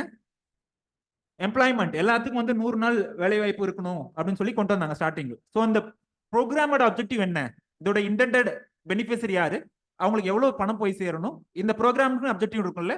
ஸோ அதோட இதை வந்து நம்ம கிளாசிஃபை பண்ணுவோம். புரியுதுங்களா? எவ்வளவு ஜாப் இங்கேயும் வந்துட்டு இங்க வந்து நாம டெஸ்ட் பண்றது, மேல இருக்கிறது வந்து நம்ம டெஸ்ட் பண்றது என்னென்ன அப்படின்றது, கீழே இருக்கிறது வந்து அந்த ப்ரோக்ராம் இல்ல அந்த பாலிசியில வந்து என்ன அப்ஜெக்டிவ் இருக்கு அப்படின்றது. ஸோ இதுல வந்துட்டு எல்லாத்துக்கும் எவ்வளவு நாள் வேலை வாய்ப்பு கொடுக்குறாங்க? 100 days எம்ப்ளாய்மெண்ட். புரியுதுங்களா? தேர்டா இருக்கிறது ஐடென்டிஃபை இண்டிகேட்டர்ஸ். இது எப்படி இண்டிகேட்டர்ஸ்னா என்ன, எப்படி நீங்க மெஷர் பண்ணுவீங்க? போயிட்டு ஏதாவது ஒரு மெஷர்மெண்ட் இருக்கணும்ல. புரியுதுங்களா? ஒரு ஆளுக்கு எவ்வளவு சம்பளம் போய் சேர்ந்துச்சு அப்படின்றத வச்சு செக் பண்ணலாம். இல்ல வந்துட்டு இந்த ஸ்கீம், அதாவது இந்த லேக் வந்துட்டு புதுசா ரெஜுனேட் பண்ணதுக்கு அப்புறம் கிரவுண்ட் வாட்டர் டேபிள் எவ்வளவு ரைஸ் ஆயிருக்கு, இது வந்து எவ்வளவு ஃபார்மர்ஸ்க்கு வந்து பெனிஃபிட் ஆயிருக்கு, எத்தனை ஃபார்மர்ஸ் வந்து இதனால பெனிஃபிட் ஆனாங்க, அவங்களோட கிரவுண்ட் வாட்டர் இல்ல அவங்களோட போர்வெல்ஸ்ல வந்து எவ்வளவு தண்ணி வந்து அதிகமா ரைஸ் ஆயிருக்கு, இதெல்லாமே வந்து இண்டிகேட்டர்ஸ் சொல்லுவோம். புரியுதுங்களா? அந்த ஊர்ல இருக்கக்கூடிய மக்களோட வாழ்வாதாரம் எவ்வளவு இம்ப்ரூவ் ஆயிருக்கு. முன்னாடி வந்துட்டு ரொம்ப ஒரு நாளைக்கு 2 வேளை சாப்பிட்டு இருந்திருப்பாங்க, அட்லீஸ்ட் இப்ப வந்துட்டு கொஞ்சம் நல்லா சாப்பிடுறாங்க. இதெல்லாமே இண்டிகேட்டர்ஸ். அவங்களோட லைவ்லிஹுட் இம்ப்ரூவ் ஆயிருக்கு, இதெல்லாமே வந்து indicators. Decide the kind of information needed. So இதுக்கு என்னென்ன இன்ஃபர்மேஷன் தேவை? ஒரு வீட்லயும் போய் சர்வே எடுக்கணுமா, இல்ல வேற ஏதாவது அந்த பஞ்சாயத்துல இருந்து ஏதாவது டேட்டா கலெக்ட் பண்ணணுமா, இல்ல அவங்களோட இன்கம் என்ன அப்படின்றத நம்ம எடுத்துக்கணுமா, என்னென்ன இன்ஃபர்மேஷன் நமக்கு தேவை அப்படின்றத டிசைட் பண்றோம் இந்த ஸ்டெப்ல. புரியுதா? ஒன்னொன்னு பத்தி நம்ம டீடைலா பார்ப்போம். புரியுதுங்களா? இந்த ஸ்டெப்ல என்ன பார்ப்போம்? Decide the kind of information needed. இந்த எவாலுவேஷனுக்கு என்னென்ன இன்ஃபர்மேஷன் நமக்கு தேவை. புரியுதுங்களா? அந்த ஊர்ல வாழ்ற மக்கள் என்ன, அவங்க வீட்டுல எத்தனை பேர் இருக்காங்க, அந்த வீட்ல எத்தனை பேர் வேலைக்கு வந்தாங்க, அவங்க ஒரு வருஷத்துல எத்தனை நாள் வேலைக்கு வந்தாங்க, அவங்களுக்கு எவ்வளவு சம்பளம் போச்சு, இந்த மாதிரி இன்ஃபர்மேஷன்லாம் இருக்குல்ல. ஸோ இது வந்து decide the kind of information needed. உங்களுக்கு என்ன தேவைன்றதை நீங்க தான் தீர்மானிக்கிறீங்க. புரியுதுங்களா? உங்களோட அப்ஜெக்டிவ் என்னன்றதை வச்சுட்டு நீங்க இதை தீர்மானிக்கிறீங்க. ஃபிஃப்த்தா இருக்கிறது என்ன? சாம்பிளிங். சாம்பிளிங்னா என்ன மீனிங்? உங்களை எக்ஸ்டென்ஷன் ஒர்க்கர்ஸ் இந்த ராவே ப்ரோக்ராம் அதெல்லாம் வந்து சாம்பிளிங் எடுக்க விட்டுருக்காங்களா? போய் சர்வே எடுத்துட்டு வா, டேட்டா எடுத்துட்டு வா. நிறைய இன்ஸ்டியூட்ல நிறைய யூனிவர்சிட்டிஸ்ல பண்ணுவாங்க, போய் சர்வே எடுத்துட்டு வா அப்படின்னு சொல்லிட்டு சாம்பிளிங். ஸோ அந்த சாம்பிளிங் வந்துட்டு எப்படி பண்ணணும், போய் நம்ம எப்படி கலெக்ட் பண்ணணும் அப்படின்னு சொல்றது வந்து சாம்பிளிங். ஸோ யூஸ்வலா வந்து இங்க ஸ்ட்ராட்டிஃபைடு சாம்பிளிங் ஒன்று ஃபாலோ பண்ணுவாங்க.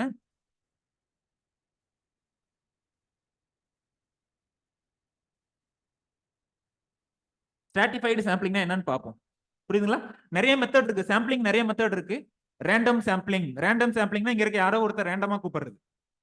பயாஸ்டு சாம்பிளிங்னா இங்க இருக்க ஒருத்தவங்க மட்டும். புரியுதுங்களா? இங்க இருக்க ஒருத்தவங்க மட்டும் யாரோ ஒருத்தவங்க மட்டும் ஸ்பெசிஃபை பண்ணி கூப்பிடுறேன்னு வச்சுக்கோ. யாரோ ஒரு பையனையோ இல்ல எனக்கு பிடிச்சவங்க யாரோ ஆத்தூர்ல இருந்து யாரு இருக்காங்க அப்படின்னு சொல்லி கூப்பிட்டு கேட்கறதுல அது வந்து பயாஸ்டு. அங்க ரேண்டமா யாரையும் கூப்பிடல, ஒருத்தவங்க பயாஸ் ஏதோ ஒரு காரணத்தால பயாஸ்டா கூப்பிடுறேன். ஸ்ட்ராட்டிஃபைடு சாம்பிளிங்னு ஒரு சாம்பிளிங் மெத்தட் இருக்கு. ஸ்ட்ராட்டிஃபைடுனா என்ன மீனிங்?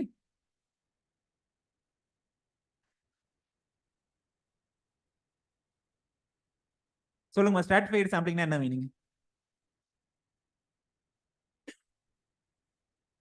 சில ஸ்ட்ராட்டிஃபைட்னா ஃபர்ஸ்ட் இருக்கிற குரூப் எல்லாம் ஒரு சப் குரூப்பா டிவைட் பண்ணணும். புரியுதுங்களா? ஒரு லார்ஜ் குரூப் இருக்காங்க அப்படின்னா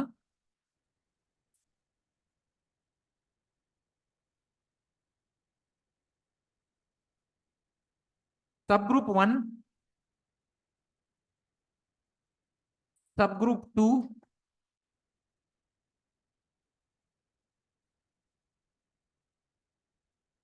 சப் குரூப் 3 இந்த மாதிரி டிவைட் பண்ணிட்டோம். இந்த சப் குரூப்ல இருந்து ரெண்டு சாம்பிள் எடுத்துக்கிறோம். இதுல இருந்து 2, இதுல இருந்து 2, இதுல இருந்து 2 ரேண்டமா எடுத்துக்கிறோம். புரியுதுங்களா? சப்போஸ் இங்க இந்த கிளாஸ்ல இருந்து எனக்கு ஒரு 5 பேர் தேவை, ரேண்டமா 5 பேர்த்த கூப்பிடுறேன் அப்படின்னு சொன்னா அது ரேண்டம் சாம்பிளிங். இல்ல ஸ்பெசிஃபை பண்ணி சேலம்ல இருந்து யார் இருக்கீங்க அவங்க மட்டும் வாங்க அப்படின்னா அது பயாஸ்டு சாம்பிளிங். சேலம் இருக்கவங்க மட்டும் கூப்பிட்டா அப்படின்னா அது பயாஸ்ல போயிடுது. அதுவே மூணாவதா ஒரு கேஸ் இருக்கு, இந்த ஸ்ட்ராட்டிஃபைடு சாம்பிளிங். ஸ்ட்ராட்டிஃபைடு சாம்பிளிங்ல என்ன பண்ணுவோம் அப்படின்னா ஒரு குரூப்பா பிரிச்சிரும், ஏதோ ஒரு பேசிஸ்ல குரூப்பா பிரிச்சிரும். ஃபார் எக்ஸாம்பிள் உங்களோட நேட்டிவ் என்ன கடலூரா, உங்களோட நேட்டிவ் என்ன சென்னையா, உங்களோட நேட்டிவ் என்ன திருநெல்வேலியா, இந்த மாதிரி குரூப்பா பிரிச்சிடறோம். ஒரு குரூப்ல இருந்து ரெண்டு பேரை கூப்பிடுறோம். புரியுதுங்களா? சப் குரூப்பா பிரிச்சுட்டு இருக்கிற லார்ஜ் பாப்புலேஷன் சப் குரூப்பா பிரிச்சுட்டு ஒரு குரூப்ல இருந்து ரெண்டு பேர்த்த கூப்பிடுறேன் அதுக்கப்புறமா. புரியுதுங்களா? இந்த ஸ்ட்ராட்டிஃபைடு சாம்பிளிங் இதுல எது பெட்டரா தோணுது? மூணு சாம்பிளிங்ல பிராக்டிகலா அது பேசுறதுனால ஸோ அதான் ஸ்ட்ராட்டிஃபைடு சாம்பிளிங் எப்பயுமே கொஞ்சம் நல்லா கரெக்டா இருக்கும் அப்படின்ற மாதிரி ஃபீல் ஆகும். புரியுதுங்களா? ஃபர்ஸ்ட் இருக்கிற எல்லாத்தையும் வந்துட்டு இருக்க எல்லா ஸ்டூடெண்ட்ஸையும் டிஸ்ட்ரிக்ட் வைஸோ ஏதோ ஒரு பேசிஸ்ல இல்ல என்ன கேம்பஸ்ல படிச்சீங்களோ, எக்ஸாம்பிளுக்கு வந்து நான் டிஸ்ட்ரிக்ட் வைஸ் எடுத்துக்கிறேன். கடலூர்ல இருந்து வந்தவங்க எத்தனை பேர் அவங்கள ஒரு தனி குரூப்பா போட்டுறேன். சேலம் எவ்வளவு அவங்கள தனி குரூப்பா போட்டுறேன். சென்னை ஒரு குரூப்பா போட்டுறேன். அதே மாதிரி வந்துட்டு திருநெல்வேலிக்கு ஒரு குரூப்பா போட்டுறேன். ஒரு குரூப்ல இருந்து ரெண்டு பேர்த்த ரேண்டமா எடுக்கிறேன். புரியுதுங்களா? இது என்னன்னு சொல்றோம்? ஸ்ட்ராட்டிஃபைடு சாம்பிளிங் அப்படின்னு சொல்லி சொல்றோம். புரியுதுங்களா? எந்த காரணம்னா இதுல ஹெட்ரோஜினஸ், அந்த ஹெட்ரோஜெனிட்டியை நம்ம மெயின்டைன் பண்ணுவோம். புரியுதுங்களா? எல்லாரும் சேலம்ல இருந்தே வரணும் இல்ல எல்லாருமே சென்னையில இருந்தே வரணும் அப்படின்றதுக்கு பதிலா பிரிச்சுட்டு அதுல இருந்து எல்லாத்தையும் எடுக்கும்போது ஒரு ஹெட்ரோஜெனிட்டி வந்து மெயின்டைன் ஆகும். புரியுதுங்களா? இந்த ஸ்ட்ராட்டிஃபைடு சாம்பிளிங் யூஸ் பண்ணுவோம் மோஸ்ட்லி. Design of evaluation. லேப்ல நீங்க எக்ஸ்பெரிமெண்ட் ஏதாவது ட்ரை பண்ணிருக்கீங்களா என்னன்னு தெரியல. யூஸ்வலா கண்ட்ரோல் ஒரு பார்ட் கல்ச்சர் இருக்குன்னு வச்சுப்போம்.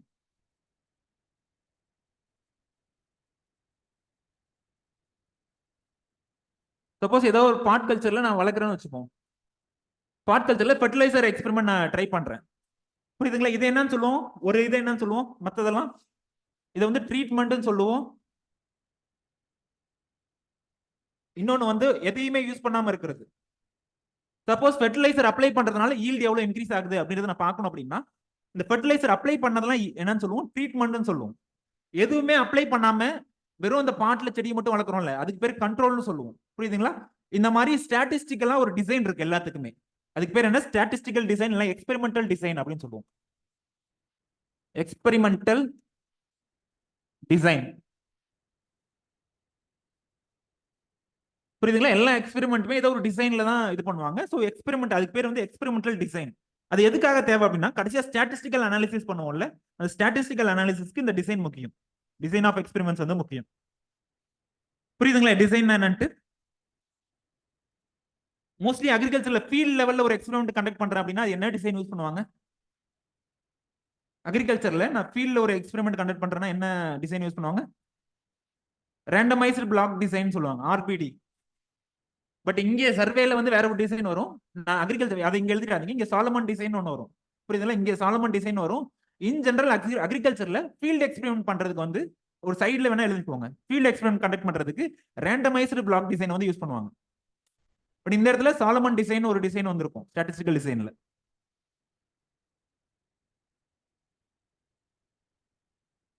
செவன்த் ஸ்டெப்ல என்ன பண்ணுவோம்? Collection and analysis of evaluation evidence என்ன பண்ணுவோம் இதுல?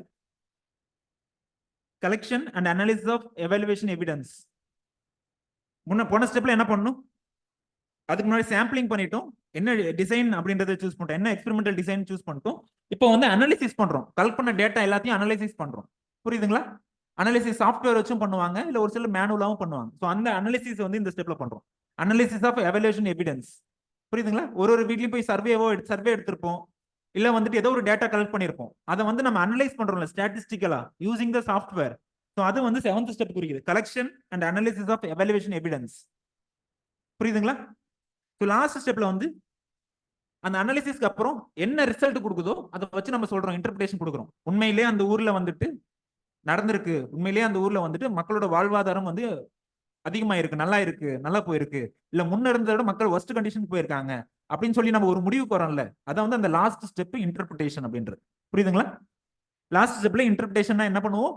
வர ரிசல்ட்டை வச்சு அவங்களோட ஒரு நம்ம ஒரு கன்க்ளூஷன் வருவோம்ல, உண்மையிலே இந்த ப்ராஜெக்ட் வந்து ஒரு டிசைட் அப்ஜெக்டிவ் ரீச் பண்ணிருக்குப்பா, இல்ல இந்த ப்ராஜெக்ட் ஃபுல்லா நம்ம கொடுத்த ஃபண்ட் எல்லாமே வேஸ்ட்பா. புரியுதுங்களா? இந்த மாதிரி நம்ம ஒரு முடிவுக்கு வரோம்ல, அதான் அந்த last step interpretation of result அப்படின்றது. புரியுதுங்களா?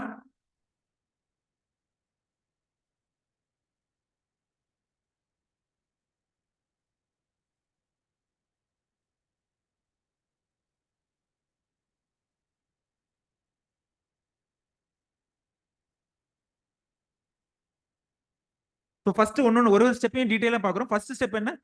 Formulate evaluation objectives. Formulate evaluation objectives. இந்த ஸ்டெப்ல என்ன பண்றோம்? we have to specify the objectives. we have to specify the objectives of evaluative process. இது யார் பண்றா? ஒரு சூப்பர்வைசரோ இல்ல ஒரு மானிட்டர் பண்ற ஒருத்தர் இருப்பார்ல, பவரை கையில வச்சுட்டு ஒருத்தர் இருப்பார்ல, மேபி டிஸ்ட்ரிக்ட் கலெக்டரா இருக்கலாம், இல்ல இந்த பிளாக் டெவலப்மெண்ட் ஆஃபீஸரா இருக்கலாம், இல்ல நம்ம இதுல வந்துட்டு ADA, assistant director of agriculture, director of agriculture இருக்காங்கல்ல. ஸோ அவங்க வந்துட்டு என்ன பண்ணணும், என்ன எவாலுவேட் பண்ணணும், உண்மையிலேயே இந்த ஊர்ல பல்சஸ் வளர்த்துருக்காங்களா, உண்மையிலேயே இந்த ஊர்ல ஆயில் சீட்ஸோட ப்ரொடக்ஷன் இம்ப்ரூவ் ஆயிருக்கா, அதுக்கெல்லாம் வந்து பெரிய ஒரு ஸ்கீம் இருக்கு, ஐசோபாம் அந்த மாதிரி ஸ்கீம்லாம் இருக்கு. புரியுதுங்களா? ஆயில் சீட்ஸை ப்ரொமோட் பண்றதுக்கு, பல்சஸ் ப்ரொமோட் பண்றதுக்கு, உண்மையிலே இந்த ஊர்ல ப்ரொடக்ஷன் அதிகமா இருக்கா, ப்ரொடக்டிவிட்டி அதிகமா இருக்கா அப்படின்னு சொல்லி என்ன பார்க்கணும் அப்படின்னு சொல்லி முடிவெடுக்கிறாங்கல்ல, அதான் வந்து எவாலுவேட்டிவ் அப்ஜெக்டிவ்ஸ், என்ன நம்ம பார்க்க போறோம் அப்படின்றது.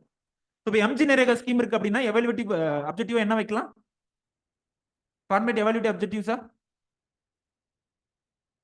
எம்ஜி நரேகா ஸ்கீம்ல என்னப்பா வைக்கலாம்? எவாலுவேஷன் அப்ஜெக்டிவ்ஸா? என்னமா ப்ரோக்ராம் அப்ஜெக்டிவ்ஸ்ல என்ன எழுதுவீங்க?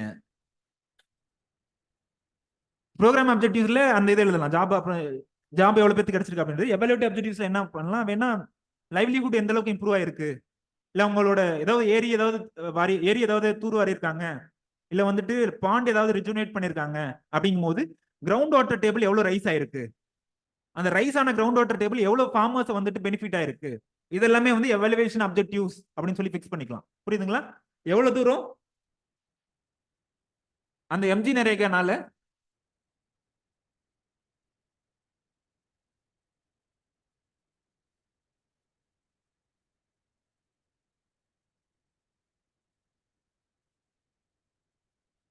ஸோ அதனால எவ்வளவு வந்துட்டு கிரவுண்ட் வாட்டர் எவ்வளவு இன்க்ரீஸ் ஆயிருக்கு, கிரவுண்ட் வாட்டர் டேபிள் எவ்வளவு ரைஸ் ஆயிருக்கு, இதனால எவ்வளவு ஃபார்மர்ஸ் பெனிஃபிட் ஆனாங்க, ஃபார்மர்ஸ் பெனிஃபிட், இதெல்லாம் வந்து எவாலுவேஷன் அப்ஜெக்டிவ்ஸ்ல வரும். Format evaluation objectives. Next step programme objectives இருக்குல்ல, இதுல தான் நீங்க சொன்னதெல்லாம் வரும். 100 பேருக்கு வேலை வாய்ப்பு கிடைச்சிருக்கா, ஒரு குடும்பத்துல எத்தனை பேர் வேலைக்கு வந்திருக்காங்க, இதெல்லாமே வந்துட்டு இந்த ப்ரோக்ராமட் அப்ஜெக்டிவ்ஸ். புரியுதுங்களா? கவர்மெண்ட் அந்த பாலிசி டிசைட் பண்ணும்போது இந்த ப்ரோக்ராமட் அப்ஜெக்டிவ்ஸ் அப்படின்னு சொல்லி கொடுத்திருப்பாங்க. என்எஃப்எஸ்சியோட அப்ஜெக்டிவ்ஸ் என்ன? என்எஃப்எஸ்சி. சரி, இல்லைன்னா ஐசோபாம்னு ஒரு ஸ்கீம் இருக்கு, அதை பத்தி தெரியுமா? ஐசோபாம் உங்களுக்கு தெரிஞ்ச ஏதாவது ஒரு ப்ரோக்ராம் ஆப்ஜெக்டிவ்ஸ்?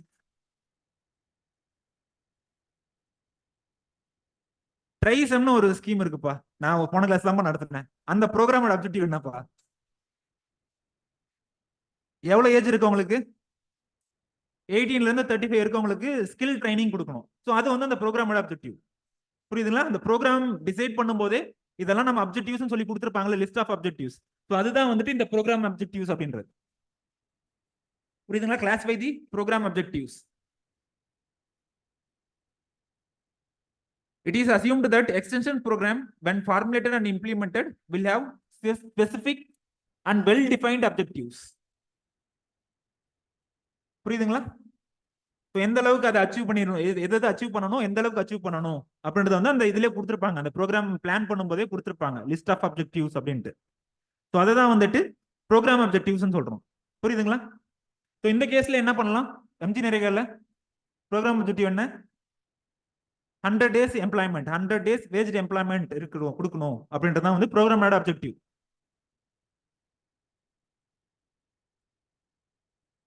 தேர்டா இருக்கிறது என்னது? ஐடென்டிஃபை தி இண்டிகேட்டர்ஸ். இப்போ நம்ம மெஷர் பண்ணணும், நம்ம போயிட்டு டேட்டா கலெக்ட் பண்ணி மெஷர் பண்ணணும் அப்படின்னா ஒரு இண்டிகேட்டர் தேவையில்ல. புரியுதுங்களா? இங்க இண்டிகேட்டர் என்ன எடுத்துக்கலாம்? இண்டிகேட்டர்ஸ் இங்க என்ன எடுத்துக்கலாம்? போய் டேட்டா எடுக்கணும் அப்படின்னா வந்து ஒரு ஏதோ ஒரு மெஷரபிள் டேர்ம் ஒன்று வேணும்ல. ஸோ இந்த இடத்துல இண்டிகேட்டர் என்ன எடுத்துக்கலாம்?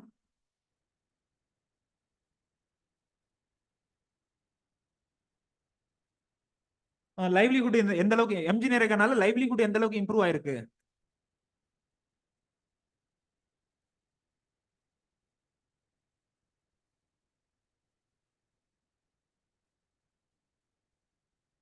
இல்ல கிரவுண்ட் வாட்டர் முன்னாடி வந்து தண்ணியே இல்லாம இருந்திருக்கலாம் அந்த ஊர்ல. இப்ப வந்து கிரவுண்ட் வாட்டர் வந்து ரைஸ் ஆயிருக்கலாம். ஸோ அந்த ரைஸ் இன் கிரவுண்ட் வாட்டர் வந்துட்டு இது வந்து ஒன் ஆஃப் த இண்டிகேட்டர்.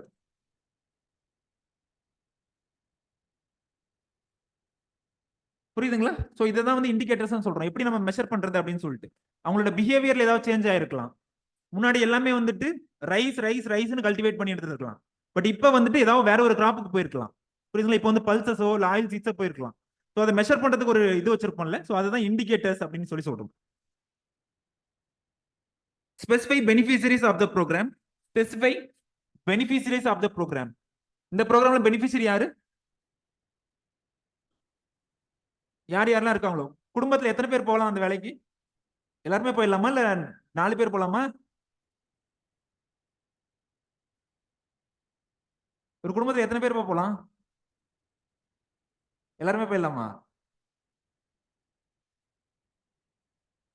இந்த ப்ரோக்ராம் படி எத்தனை பேர் போகலாம்? அட்லீஸ்ட் ஒருத்தருக்கு நான் கொடுக்கணும்.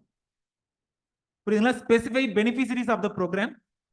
Behavioural changes expected. என்னென்ன பிஹேவியரல் சேஞ்சஸ் எக்ஸ்பெக்டட் அப்படின்னு சொல்லிட்டு கிளாஸிஃபை பண்றோம். என்ன எக்ஸ்பீரியன்ஸ் வேணும்? Learning experience expected. சப்போஸ் நான் ஏதாவது எக்ஸ்டென்ஷன் ப்ரோக்ராம் ஏதாவது டீச் பண்றேன், ஏதோ ஒரு அட்வான்ஸ்டு டெக்னாலஜி டீச் பண்றேன் அப்படின்னா அந்த இடத்துல இதெல்லாம் வரும். Learning experience expected, level of மேனேஜ்மெண்ட்லாம் வரும். புரியுதுங்களா? நான் இப்போ ஒரு ஃபார்மர்ஸ்க்கு வந்துட்டு ட்ரோன் பத்தின டெக்னாலஜி நான் டீச் பண்றேன். ட்ரோன் மூலியமா எப்படி வந்து பெஸ்டிசைட் ஸ்ப்ரே பண்றது அப்படின்னு சொல்லி நான் டீச் பண்றேன் அப்படின்னா அதெல்லாம் இந்த இதுல வரும். லேர்னிங் எக்ஸ்பீரியன்ஸ் எக்ஸ்பெக்டட் அப்படின்றதுல வரும். புரியுதுங்களா? ட்ரோனை வச்சுட்டு எப்படி கெமிக்கல் ஸ்ப்ரே பண்றது, இல்ல ட்ரோனை வச்சுட்டு எப்படி மத்த இதெல்லாம் மேனேஜ் பண்றது அப்படின்னு சொல்றோம்ல. ஸோ அதெல்லாம் வந்துட்டு இந்த கேஸ்ல வரும். The kind of learning experience expected together with the level of management that can be achieved. புரியுதுங்களா? இது எல்லாமே கதை இருக்கிற மாதிரி அப்படியே எழுதணும் அவசியம் கிடையாது. மைண்ட்ல கொஞ்சம் ஏத்திக்கோங்க. ஏத்திட்டு உங்களோட ஓன் சென்டென்ஸ் எவ்வளவு புரியுதோ அந்த மாதிரி எழுதுங்க. இருக்கிற சென்டென்ஸ் அப்படியே எழுதணும் அவசியம் கிடையாது.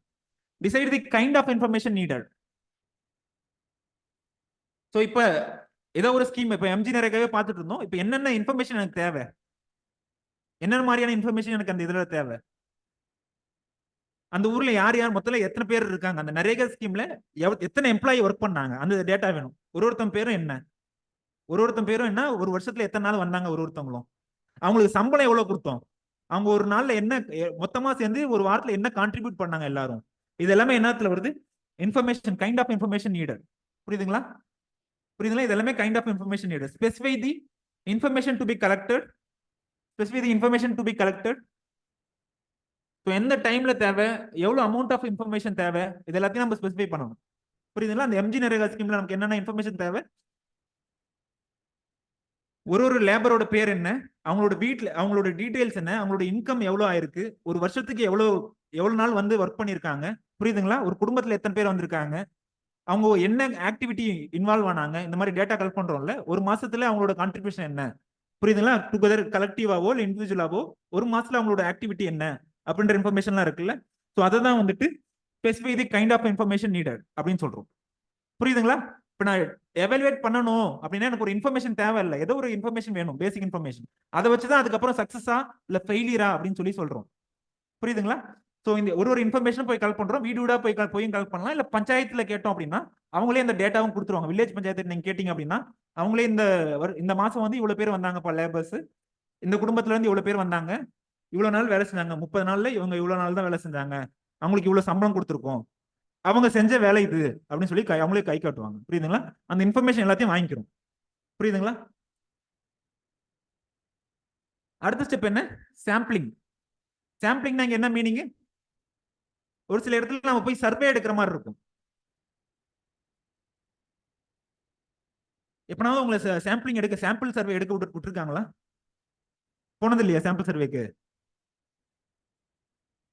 ஸோ சாம்பிளிங்ல இப்போ நம்ம ஒரு வீட்டுல எவ்வளவு பேர் வேலை செய்யறாங்க, ஒரு வீட்டுல வந்துட்டு எவ்வளவு நிலம் வச்சிருக்காங்க, எவ்வளவு ஆடு மாடு எவ்வளவு வச்சிருக்காங்க, எவ்வளவு அதர் இண்டஸ்ட்ரி இதுல டிராக்டர் வச்சிருக்காங்களா இல்லையா, புரியுதுங்களா? இந்த மாதிரி இன்ஃபர்மேஷன் எடுக்கிறோம்ல, அதுதான் சாம்பிளிங் அப்படின்னு சொல்றோம்.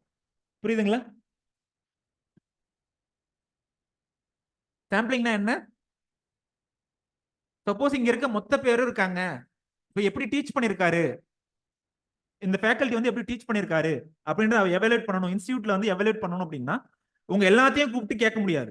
யாரோ ஒரு 2 பேர்த்த கூப்பிட்டு, யாரோ ஒரு 3 பேர்த்த கூப்பிட்டு எப்படி டீச் பண்ணிட்டு இருக்காங்க அப்படின்னு சொல்லிட்டு கேட்கறாங்கல்ல, நீங்க மொத்தமா என்னன்னு சொல்லுவோம்? மொத்தமா சேர்ந்தது பாப்புலேஷன் அப்படின்னு சொல்லுவோம். அவங்க கூப்பிடுற அந்த 2-3 பேர்த்த என்னன்னு சொல்லுவோம்? சாம்பிள் அப்படின்னு சொல்லுவோம். புரியுதுங்களா?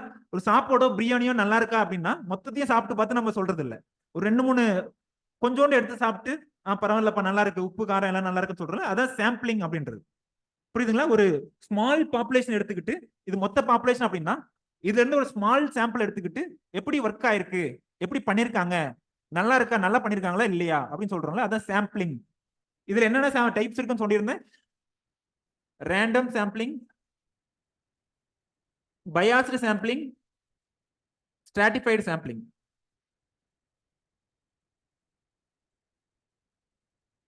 புரியுதுங்களா? ஒரு ஊர்ல வந்துட்டு லைவ்லிஹுட் இம்ப்ரூவ் ஆயிருக்கா அப்படின்னு பாக்குறதுக்கு அந்த ஊர்ல இருக்க மொத்த டேட்டாவும் எடுக்கணும் அவசியம் கிடையாது. ஒரு பர்டிகுலர் சாம்பிள்ஸ், மேபி 10 சாம்பிள் எடுத்துக்கிட்டு இல்ல வந்து ஒரு 20 சாம்பிள் எடுத்துக்கிட்டு அதை வச்சு நம்ம கொடுக்கறது. புரியுதுங்களா? அதை வச்சு கொடுக்கறத வந்து சாம்பிளிங் அப்படின்னு சொல்றோம். ஸ்ட்ராட்டிஃபைடு சாம்பிளிங் என்னன்னு ஸ்டார்டிங்ல சொல்லியிருக்கேன். ஸ்ட்ராட்டிஃபைடு சாம்பிளிங் என்ன மீனிங்? ஒரு லார்ஜ் குரூப்பை வந்துட்டு ஃபர்ஸ்ட் ஸ்மால் சப் குரூப்பா பிரிச்சுட்டு அதுக்கப்புறம் அதுல இருந்து நம்ம சாம்பிள்ஸ் 2 சாம்பிளோ இல்ல 3 சாம்பிளோ டிரைவ் பண்றோம். புரியுதுங்களா? ஒரு லார்ஜர் குரூப்பை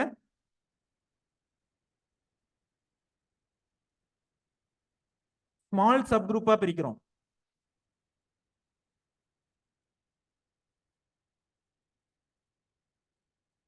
one sub group, 2 sub group, 3 sub group, 4, கடைசியா இதுல இருந்து 2 சாம்பிள் எடுத்துக்கிறோம். புரியுதுங்களா? இதெல்லாம் சேர்ந்தது வந்துட்டு என்ன சொல்றோம்? Stratified sampling. Stratified sampling in general follow up பண்றது வந்துட்டு ஸ்ட்ராட்டிஃபைடு சாம்பிளிங். புரியுதுங்களா? Decide the design of evaluation. Decide the design of evaluation. So இந்த இதுல ஜெனரலா ஃபாலோ பண்றது வந்து அக்ரிகல்ச்சர் எக்ஸ்பெரிமெண்ட், அதாவது ஃபீல்ட் எக்ஸ்பெரிமெண்ட் வந்து ரேண்டமைஸ்டு டிசைன். பட் இந்த சர்வேல ஃபாலோ பண்றது வந்து சாலமன் 4 குரூப் டிசைன். புரியுதுங்களா? நிறைய லிஸ்ட் ஆஃப் டிசைன்ஸ் இருக்கு. ஸோ அதுல வந்து ஃபாலோ பண்றது சாலமன் 4 குரூப் டிசைன் அப்படின்றது. வேற என்ன டிசைன் இருக்கு?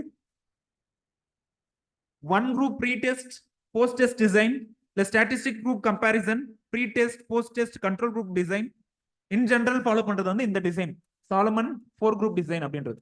அட்லீஸ்ட் இதை மட்டும் தான் எழுதிக்கோங்க. புரியுதுங்களா? என்னத்துக்கு அந்த டிசைன் தேவை? டேட்டா கலெக்ட் பண்ணிட்டேன்ப்பா, எல்லா டேட்டாவும் கலெக்ட் பண்ணிட்டேன். ஒரு குடும்பத்திலையும் எவ்வளவு சம்பளம், யாரு எவ்வளவு நாள் வேலை செஞ்சிருக்காங்க அப்படின்றது நான் கலெக்ட் பண்ணிட்டேன். கலெக்ட் பண்ணிட்டு அடுத்து நீங்க என்ன பண்ணுவீங்க அந்த டேட்டா வச்சுக்கிட்டு?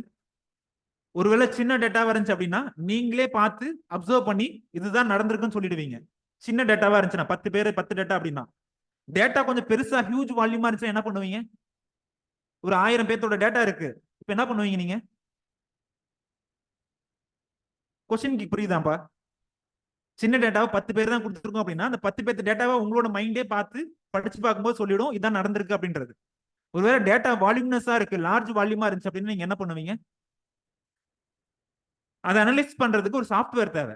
அந்த சாஃப்ட்வேர்ல டேட்டா என்டர் பண்றதுக்கு ஒரு டிசைன் தேவை, எக்ஸ்பெரிமெண்டல் டிசைன் தேவை. அந்த எக்ஸ்பெரிமெண்டல் டிசைன் தான் இது.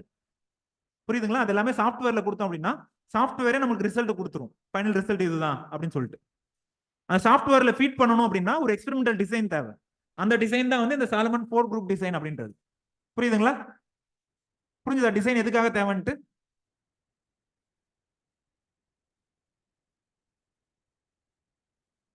ஸோ இது என்ன? Collection and analysis of evaluation evidence. Collection and analysis of evaluation evidence. எப்படி எப்படிலாம் கலெக்ட் பண்ணலாம், எப்படி எப்படிலாம் இண்டிகேட்டர்ஸ் சொன்னோம்ல, அந்த இண்டிகேட்டர்ஸோ இல்ல அந்த இன்ஃபர்மேஷனை எப்படி எப்படிலாம் கலெக்ட் பண்ணலாம். இன் ஜெனரல் எப்படி கலெக்ட் பண்ணுவாங்க இன்ஃபர்மேஷன் கலெக்ட் பண்ணணும் அப்படின்னா? ஃபார்மர்ஸ்ட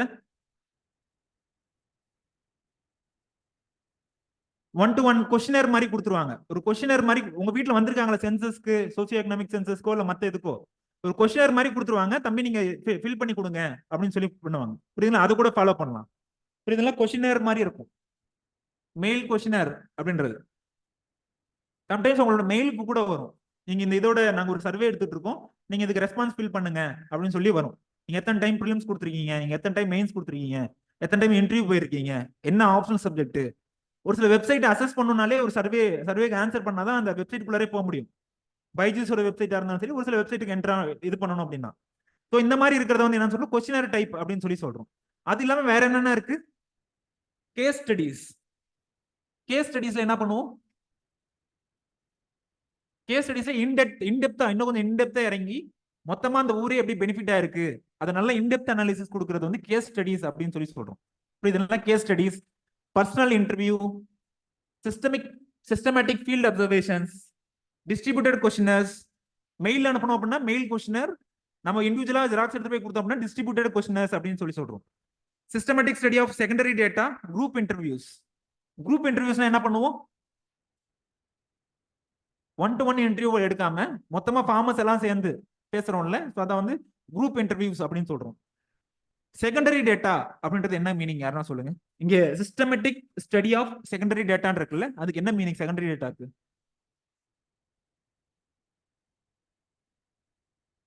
என்னமா பிரைமரி டேட்டானா?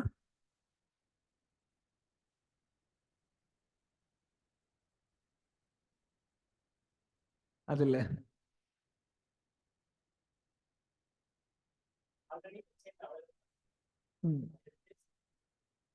ஆல்ரெடி ஏதோ ஒரு மினிஸ்ட்ரியோ இல்ல ஏதோ ஒரு கவர்மெண்ட் அத்தாரிட்டியோ டேட்டா வச்சிருக்கோம், அந்த டேட்டாவை நம்ம எடுத்துக்கிறோம். நம்மளா போய் டைரக்டா ஃபார்மர்ஸ் அப்ரோச் பண்றது பிரைமரி டேட்டா. நான் போய் டைரக்டா ஒரு ஃபேமிலியும் அப்ரோச் பண்ணி டேட்டா கலெக்ட் பண்றது பிரைமரி டேட்டா. ஆனா வேற ஒருத்தன் கலெக்ட் பண்ணி வச்சிருக்க டேட்டாவை எடுத்து யூஸ் பண்ணிக்கிறேன்ல. சோ இங்க கலெக்ட் பண்ணது வேற ஒருத்தன், ஆனா அந்த டேட்டாவை நான் யூஸ் பண்ணிக்கிறேன். என்எஸ்ஓ ஏதாவது டேட்டா ரிலீஸ் பண்ணிருக்கோம், புரியுதுங்களா?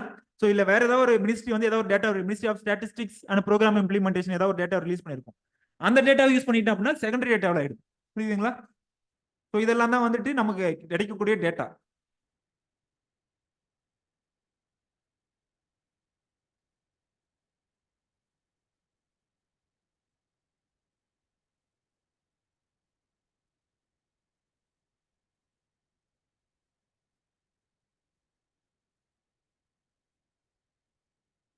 புரியுதுங்களாமா டேட்டானா என்னன்ட்டு? இது எல்லாத்தையும் பத்தி நீங்க 2 லைன்ல எழுதினாலே வந்து ஒரு ஆன்சர் ஃபுல்லா ஆயிடும். புரியுதுங்களா? நான் கொடுத்துருக்கிறது பேராகிராஃபா கொடுத்துருக்கேன், பட் நீங்க எழுதுறது ஒன்னொன்னு பத்தி 2 லைன் தான் எழுதணும். Interpretation of results. Interpretation of results in proper way. So இதான் லாஸ்ட் ஸ்டெப். டேட்டா கலெக்ட் பண்ணியாச்சு, அந்த சிஸ்டத்துல என்டர் பண்ணியாச்சு, என்ன எக்ஸ்பெரிமெண்டல் டிசைன்றது கொடுத்தாச்சு, சாலமன் 4 குரூப் டிசைன் அப்படின்னு கொடுத்தாச்சு. இப்போ கம்ப்யூட்டர் சாஃப்ட்வேர் வந்து அதை வாங்கிக்குது. கம்ப்யூட்டர் சாஃப்ட்வேர் வந்து அந்த டேட்டாவை எடுத்துக்கிட்டு கடைசியா ஒரு outcome கொடுக்கும்ல.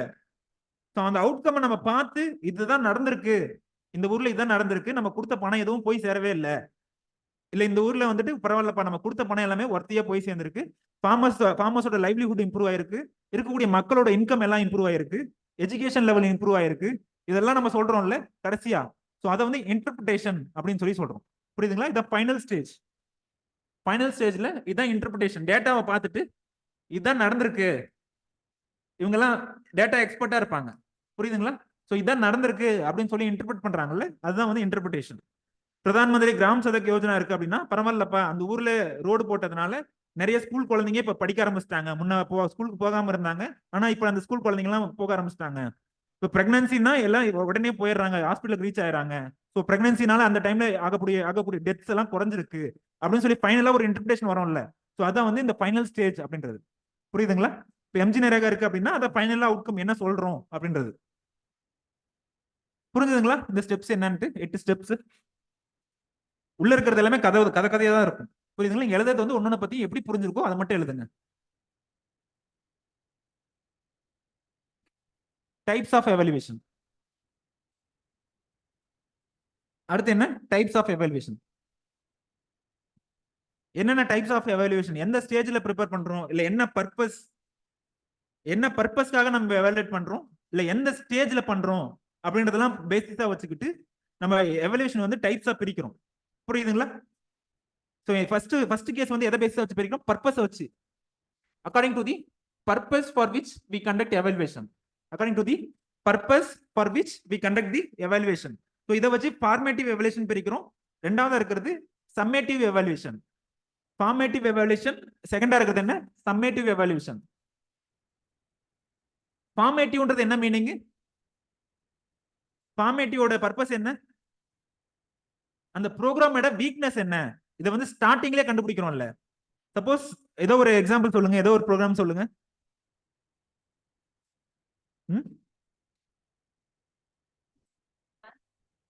Okay, mangrove forest.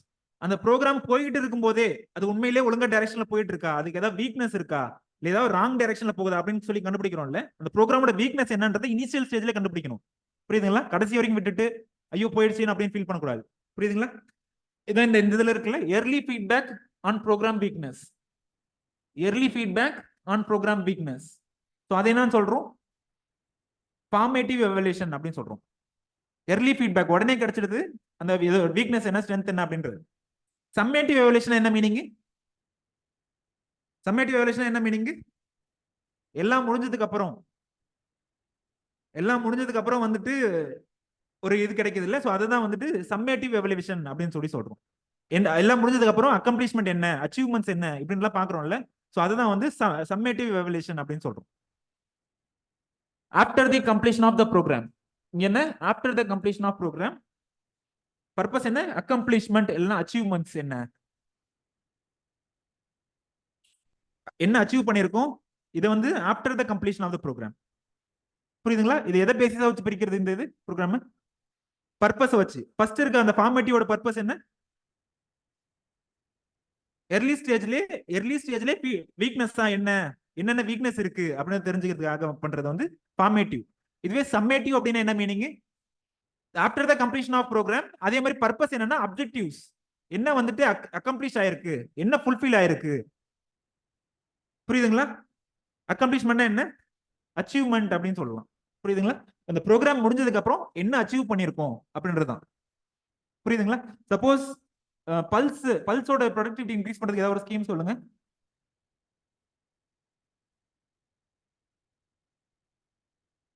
ஆயில்ஸோட productivity increase பண்றதுக்கு ஏதாவது ஒரு ஸ்கீம்.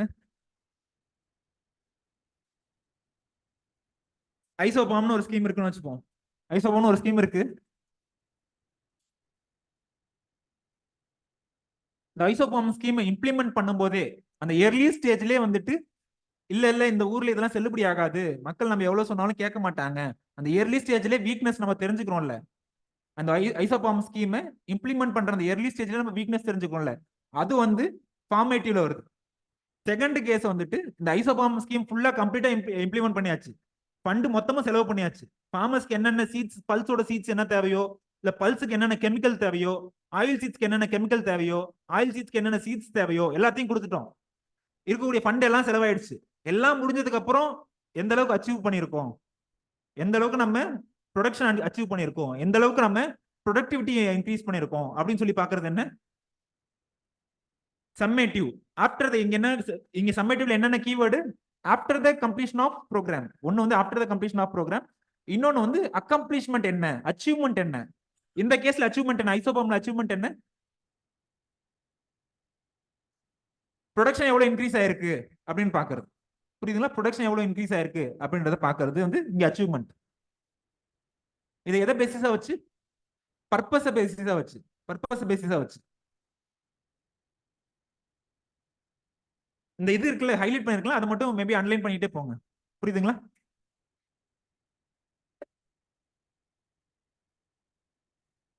செகண்டா இருக்கிறது வந்து stage of programme. Stage of programme ஒரு ஆன்கோயிங் எவாலுவேஷன். ஆக்சுவலா நீங்க ரெண்டையும் கன்ஃபியூஸ் பண்ணிக்காதீங்க. முன்னாடி பார்த்ததையும் இதையும், முன்னாடி பார்த்தது வந்து பர்பஸ் பேசிஸா வச்சு. பர்பஸ் பேசிஸா வச்சு இங்க வந்துட்டு எந்த ஸ்டேஜ்ல பண்றோம், எந்த ஸ்டேஜ்ல பண்றோம். ஒரு ரோடு போய் போடுறோம் அப்படின்னா, பிரதான் மந்திரி கிராம் சதக் யோஜனால ரோடு போடும்போதே உண்மையிலேயே அந்த இதுல மெட்டீரியல்ஸ் எல்லாம் கரெக்டா கரெக்டான மெட்டீரியல் இருக்கா, ஜல்லி என்னென்ன யூஸ் பண்ணுவாங்க, தாரு இதெல்லாம் யூஸ் பண்ணுவாங்கல்ல. சப்போஸ் இப்ப ஹவுஸ் கன்ஸ்ட்ரக்ஷன் இருக்கு, ஹவுஸ் கன்ஸ்ட்ரக்ஷன் இருக்கு நிறைய. என்னென்ன ஸ்கீம்ல வந்து ஹவுஸ் கன்ஸ்ட்ரக்ஷன் பண்றாங்க? என்ன யோஜனா? இந்திரா ஆவாஸ் யோஜனா. இந்திரா ஆவாஸ் யோஜனா ஒண்ணு இருக்குல்ல. சோ அந்த இது கீழே ஹவுஸ் கன்ஸ்ட்ரக்ஷன் வந்து கொடுக்கணும். சோ அந்த கட்டணம் கட்டும் போதே சிமெண்ட் ஒழுங்கான குவாலிட்டி சிமெண்ட் தான் யூஸ் பண்றாங்களா, இல்ல அந்த பில்லர்ஸ் எல்லாம் ஒழுங்கா எழுப்புறாங்களா? புரியுதுங்களா? ஸோ யூஸ் பண்ணக்கூடிய செங்கல்லாம் வந்து குவாலிட்டியான செங்கலா யூஸ் பண்றாங்களா அப்படின்னு சொல்லி பாக்குறது வந்து என்னது? ஆன்கோயிங். Ongoing evaluation. இங்க என்ன மீனிங், எதை பேசிஸா வச்சு? டியூரிங் த இம்ப்ளிமெண்டேஷன் ஆஃப்டர் இம்ப்ளிமெண்டேஷனா? முன்னாடி வந்து பர்பஸ் பேசிஸா வச்சு பிரிக்கிறோம். முன்னாடி நான் ரெண்டையும் குழப்பிக்காதீங்க. முன்னாடி பர்பஸ் பேசிஸா வச்சு பிரிச்சோம். இங்க வந்து டியூரிங் இம்ப்ளிமெண்டேஷனா இல்ல ஆஃப்டர் இம்ப்ளிமெண்டேஷனா? புரியுதுங்களா? ஸ்டேஜை வச்சு எந்த ஸ்டேஜ்ல நம்ம எவாலுவேட் பண்றோம் அப்படின்றத பேசிஸா வச்சு இங்க பிரிக்கிறோம். டியூரிங் இம்ப்ளிமெண்டேஷன் என்னன்னு சொல்றோம்? Ongoing evaluation. செகண்டா இருக்குது எக்ஸ்போஸ் ஃபேக்டோ. Expose evaluation. இந்த வார்த்தைக்கு படிச்சிருக்கீங்களா? எக்ஸ்போஸ் ஃபேக்டோன்றது இதுக்கு முன்னாடி இங்க எக்ஸ்போஸ்ட் எவாலுவேஷன் கொடுத்துருக்காங்க. எக்ஸ்போஸ் ஃபேக்டோன்னு எங்கன்னா படிச்சிருக்கீங்களா குவாலிட்டியில?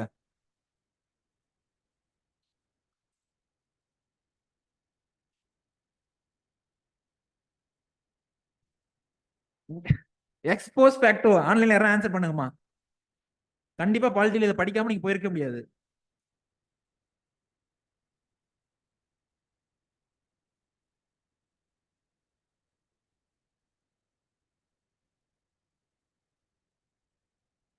எக்ஸ்போஸ் ஃபேக்டோனா என்னன்னு எனக்கு கிளியரா சொல்லுங்க. சொல்லிட்டீங்கன்னா நான் நீங்க என்ன கேக்குறீங்களோ நான் வாங்கி கொடுக்குறேன். ஆஃப்லைன்ல இருக்க ஸ்டூடெண்ட்ஸ், ஆன்லைன் ஸ்டூடெண்ட்ஸ்க்கு அப்ளிகபிள் கிடையாது. ஆன்லைன் ஸ்டூடெண்ட்ஸ் எங்கன்னா பார்த்து சொல்லிடுவீங்க. எக்ஸ்போஸ் ஃபேக்டோ அப்படின்னா என்ன மீனிங் சொல்லுங்க.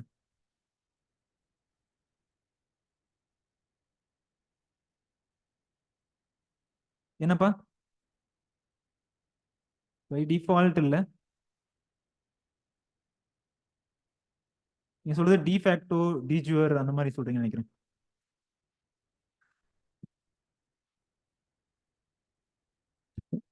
Okay okay.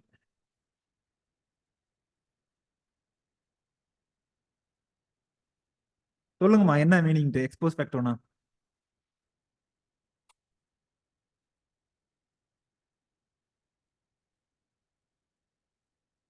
Suppose pollution vehicle எல்லாரும் டூ வீலர் வச்சிருக்கீங்கல்ல, டூ வீலர் வச்சிருக்கீங்கல்ல. ஸோ யார் யாரெல்லாம் அந்த பொல்யூஷன் செக் பண்ணும்போது யார் யாரோட வெஹிக்கல்லாம் வந்துட்டு பிரச்சனையா இருக்கும், யார் யாரோட வெஹிக்கல்லாம் பிரச்சனையா இருக்கோ, அதாவது பொல்யூஷன் அந்த கிரைட்டீரியா ஃபுல்ஃபில் ஆகலையோ அவங்க எல்லாத்துக்கும் ஃபைன் போடுறது. இதுக்கு மேல ஃபைன் போடுறது வந்து என்னன்னு சொல்றோம்? நார்மலா கொண்டு வர ஒரு லா அப்படின்னு சொல்லுவோம். இதுக்கு முன்னாடி அதான் வந்துட்டு இந்த லா வாஸ் இம்ப்ளிமெண்டட் அந்த ஓல்டர் டேட்ஸ். லா கொண்டு வந்தது இன்னைக்கு, பட் ஆனா அது இம்ப்ளிமெண்ட் ஆகிறது பாஸ்ட்ல இருந்து. புரியுதுங்களா? கடந்த 10 வருஷமா எவன் அந்த மாதிரி பழைய பைக் வச்சு ரன் பண்ணிட்டு இருக்கானோ அவன் எல்லாத்தையும் பிடிச்சி ஃபைன் போடுங்க அப்படின்னு சொல்லி வருது இல்ல. ஸோ அது வந்து எக்ஸ்போஸ் ஃபேக்டோ அப்படின்னு சொல்லுவோம். புரியுதா இப்போனாவது? சில விஷயங்கள்லாம் கம்யூனிகேட் பண்ணும்போது தான் அதோட கஷ்டம் தெரியும். அது அதிலே கொடுத்துருப்பாங்க. இதுக்கு சிவில் அப்ளிகபிள் இல்ல, கிரிமினல் அப்ளிகபிள் இல்ல அப்படின்னு சொல்லிட்டு அதிலே ஸ்பெசிஃபை பண்ணி கொடுத்துருப்பாங்க. எதுக்கு அப்ளிகபிள் இல்ல?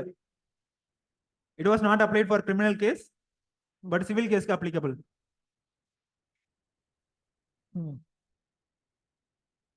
என்னன்னு புரியுதா அந்த கேஸ்? சப்போஸ் உங்களோட இன்கம் வந்துட்டு 1 லட்சத்துக்கு மேல இருந்தா பாருங்க, இந்த கேஸ் புரியல அப்படின்னா இதுக்கப்புறம் யார் நடத்தாலும் புரியாது. 1 லட்சம் உங்களோட இன்கம் இருக்கு, புரியுதுங்களா? உங்களோட இன்கம் வந்து 1 லட்சம் இருக்கு.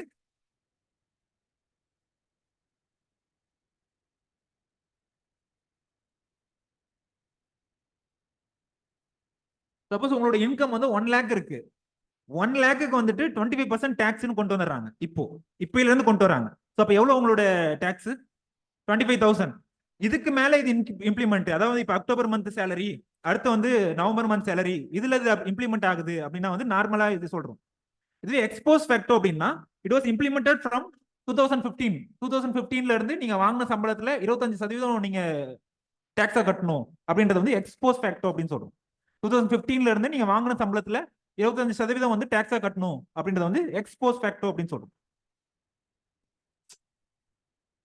புரியுதுங்களா? சோ அப்ப இந்த கேஸ்ல என்ன மீனிங் எக்ஸ்போஸ் ஃபேக்டோனா?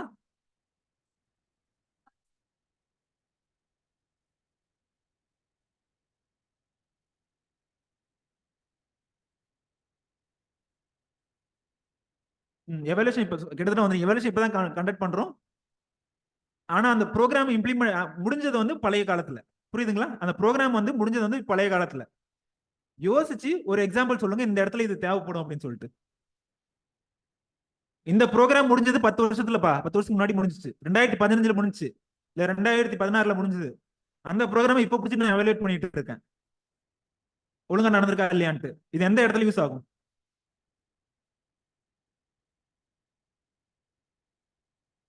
என்னப்பா? ஓகே, கிரீன் ரெவல்யூஷன் எப்படி சொல்றீங்க நீங்க?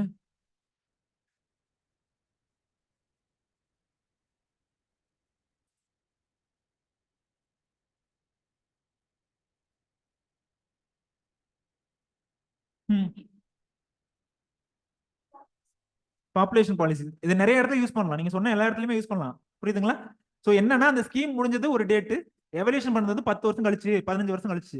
ரோட் கன்ஸ்ட்ரக்ஷன் இருக்கு, ரோடு கன்ஸ்ட்ரக்ஷன் வந்துட்டு உடனே வந்து அந்த எவல்யூட் பண்றது எல்லாமே ஒரே மாதிரி தான் இருக்கும். கோல்டன் குவாட்ரிலேட்டரல் ரோடு மாதிரி தான் இருக்கும் ஸ்டார்டிங்ல எவல்யூட் பண்ணோம் அப்படின்னா. அதுவே 10 வருஷம் கழிச்சு பார்த்தோம் அப்படின்னா அதோட ஆக்சுவல் வேல்யூ என்னன்றது, ஒர்த் என்னன்றது தெரியும். 2 மழை வந்து 2 ஃபிளட் வந்துச்சு அப்படின்னா அதோட ஒர்த் என்னன்னு தெரியும். புரியுதுங்களா? சோ அதனால ஒரு சில கேஸ் எல்லாம் வந்துட்டு ப்ரோக்ராம் முடிஞ்சது ஒரு நாளா இருக்கும், அதை எவல்யூட் பண்றது எப்போ? 10-15 வருஷம் கழிச்சு எவல்யூட் பண்றது. புரியுதுங்களா? ஒரு பழைய ப்ராஜெக்ட் ரொம்ப நாள் விட்டு அதுக்கப்புறம் எவல்யூட் பண்றது, அதான் வந்து எக்ஸ்போஸ்ட் எவாலுவேஷன் அப்படின்னு சொல்றோம். புரியுதுங்களா? It was conducted several years after the completion of investment.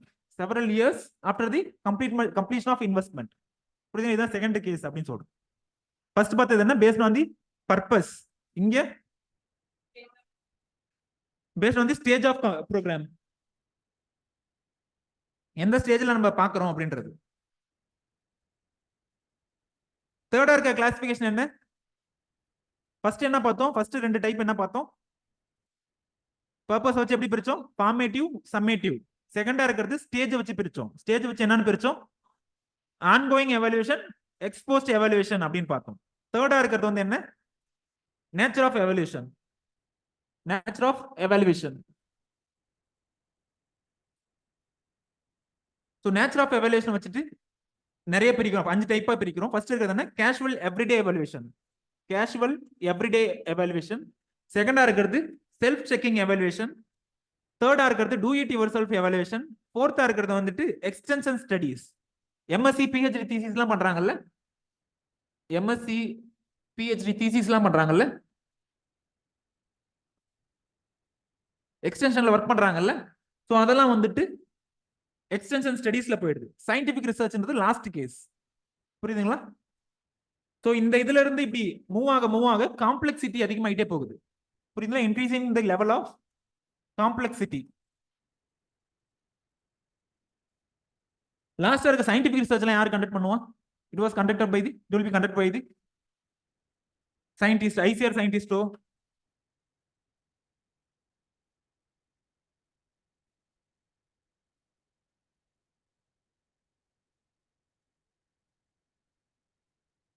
First இருக்கிறது கேஷுவல் எவ்ரிடே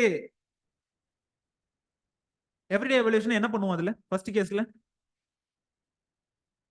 அதாவது இப்ப நான் ஒரு எக்ஸ்டென்ஷன் ஒர்க்கர், ஏஓ அக்ரிகல்ச்சர் ஆஃபீஸரா இருக்கேன், நீங்க எல்லாம் ஃபார்மர்னு வச்சுப்போம்.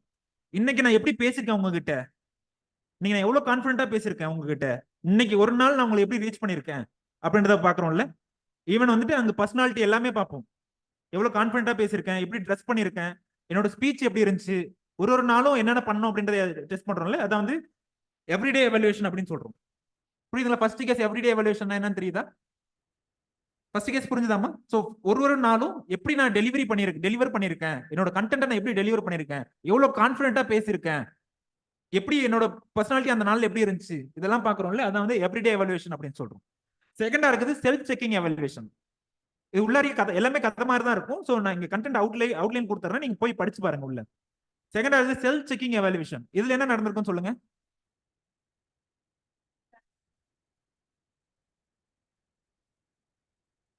சப்போஸ் ஏதோ ஒரு ஃபார்மர் வந்துட்டு சொல்றாங்க, ஒரு ஃபார்மர் சொல்றாங்க, என்கிட்ட வந்துட்டு ஒரு லேண்ட் ரேஸ் இருக்குப்பா, பப்பாயில ஒரு லேண்ட் ரேஸ் இருக்கு, ஸோ அது வந்து இருக்கிறதுலே அதிகமான ஈல்டு கொடுக்குது அப்படின்னு சொல்றாங்க. ஸோ அங்க இருக்கிற அக்ரிகல்ச்சர் ஆஃபீஸரோ இல்லை ஹார்டிகல்ச்சர் ஆஃபீஸரோ பர்சனல் விசிட் போயிட்டு உண்மையிலேயே அவ்வளவு ஈல்டு கொடுக்குதா, உண்மையிலேயே ஒரு மரத்துல இவ்வளவு ஃப்ரூட் கொடுக்குதா அப்படின்னு சொல்லி செக் பண்றாங்கல்ல, அதுதான் வந்து செல்ஃப் செக்கிங் எவல்யூஷன் அப்படின்னு சொல்றோம். புரியுதுங்களா? He visit the field and sex the data. இதை வந்து என்னன்னு சொல்றோம்? செல்ஃப் செக்கிங் எவல்யூஷன் அப்படின்னு சொல்றோம்.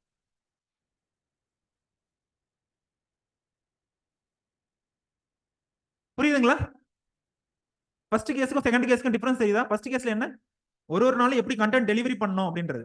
செகண்ட் கேஸ் வந்து செல்ஃப் செக்கிங் எவாலுவேஷன். ஏதோ ஒரு விஷயம் காதுல வருது அப்படின்னா அதை நம்ம போய் பார்த்து அதுக்கப்புறம் நம்ம சரியா இல்லையான்னு பாக்குறோம்ல, அது வந்து செல்ஃப் செக்கிங் எவாலுவேஷன். மூணாவதா இருக்கிறது வந்து two it yourself evaluation. இங்க வந்து சர்வே இல்லைன்னா ஸ்கோர் கார்டு. சர்வே இல்லைன்னா ஸ்கோர் கார்டு யூஸ் பண்ணி செக் பண்றோம். அதாவது வந்து போன இது வந்து போயிட்டு கண்ணால பார்த்துட்டு முடிவு பண்ணிட்டோம், உண்மையிலேயே பரவாயில்லப்பா, நிறைய ஃப்ரூட்ஸ் கொடுத்துருக்கு, நம்பர் ஆஃப் ஃப்ரூட்ஸ் வந்து அதிகமா இருக்கு அப்படின்ட்டு. பட் இந்த கேஸ் டூ இட் யுவர் செல்ஃப்ல வந்துட்டு அந்த இது மெஷர் பண்றோம், எவ்வளவு லெவல் அப்படின்றது. இதுக்கு எக்ஸாம்பிள் சொல்றேன். ஏதோ ஒரு அக்ரிகல்ச்சர் ஆஃபீஸர் வந்து கேள்விப்படுறாங்க, எங்க ஊர்ல வந்துட்டு ஹெயில் ஸ்டாம் வந்து மொத்த கிராப்பும் வந்து டேமேஜ் ஆயிடுச்சு, ஹெயில் ஸ்டாம் வந்துச்சு, சைக்ளோன் வந்துச்சு, மொத்த கிராப்பும் டேமேஜ் ஆயிடுச்சு. ஸோ இப்போ அங்க ஃபீல்ட போய் விசிட் பண்ணா மட்டும் போதுமா? ஃபீல்ட போய் விசிட் பண்ணா மட்டும் போதுமா? விசிட் பண்ணதுக்கு அப்புறம் அதோட இன்டென்சிட்டி என்னன்றதை பார்க்கணும். ஒரு ஸ்கோர் கார்டு வச்சுக்கிட்டு எவ்வளவு இன்டென்சிட்டி பாதிப்பு ஏற்பட்டிருக்கு அப்படின்னு சொல்லி பாக்குறோம்ல, அதுதான் வந்து அந்த two it yourself evaluation அப்படின்றது. புரியுதுங்களா?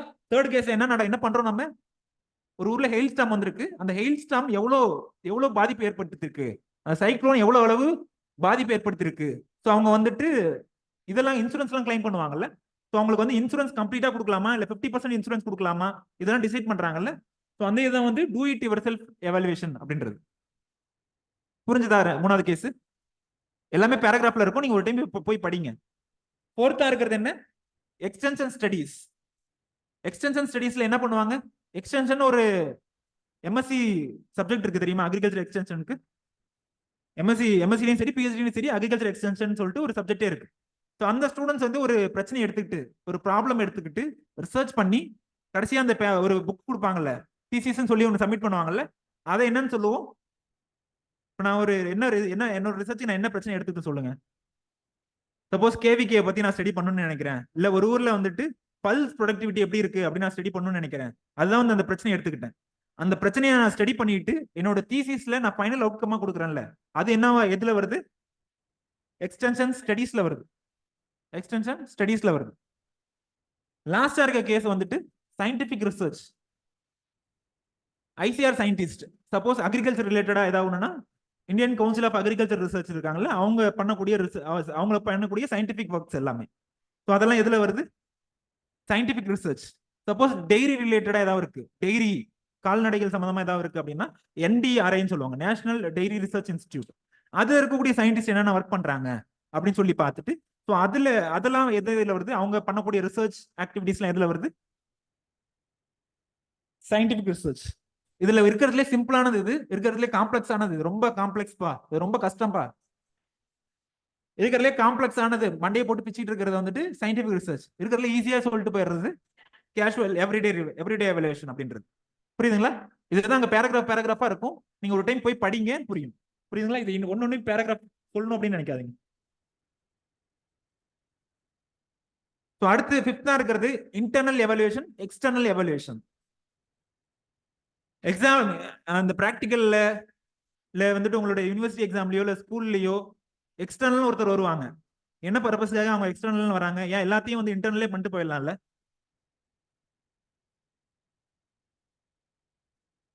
இன்டர்னல் வந்துட்டு இந்த மோஸ்ட்லி இந்த பிரைவேட் ஸ்கூல்ல இதெல்லாம் நடக்கும். அவங்களோட ஓன் ஸ்டூடெண்ட்ஸ்னா யாருக்குமே குறைக்க மாட்டாங்க, எல்லாத்துக்கும் அவுட் ப்ராக்டிகல் கொடுத்துட்டு போயிடுவாங்க. புரியுதுங்களா? எக்ஸ்டர்னல் வந்தாலுமே எக்ஸ்டர்னலையும் வந்துட்டு வந்து இது பண்ணுவாங்க, மைண்ட் வாஷ் பண்ணுவாங்க. பட் இருந்தாலும் அதோட பர்பஸ் வந்துட்டு வெளியே இருந்து ஒருத்தர் வந்து இந்த ஸ்டூடெண்ட் எப்படி அப்படின்றத எவாலுவேட் பண்ணணும். ஸோ அதே தான் இந்த ப்ராஜெக்ட்லயும்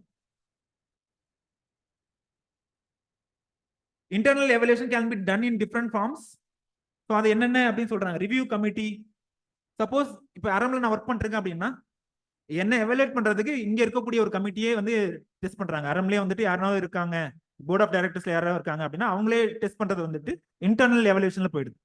அதே வெளியிருந்து ஒரு பியூரோக்ராட்டோ இல்ல வெளியிருந்து யாரோ ஒரு சீனியர் பர்சன்ஸை கூட்டு வந்து டெஸ்ட் பண்றாங்கல்ல, ஸோ அது வந்து எக்ஸ்டர்னல் எவல்யூஷன் அப்படின்னு சொல்றோம். எவல்யூஷன் ஆஃப் ஆத்மா ப்ராஜெக்ட் பை இஇஐனா என்ன? இஇஐனா என்ன? எக்ஸ்டென்ஷன் எஜுகேஷன் இன்ஸ்டிடியூட் மாதிரி.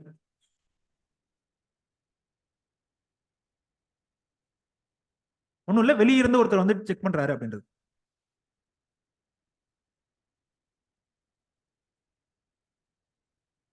ஆத்மா ப்ராஜெக்ட்னா என்ன?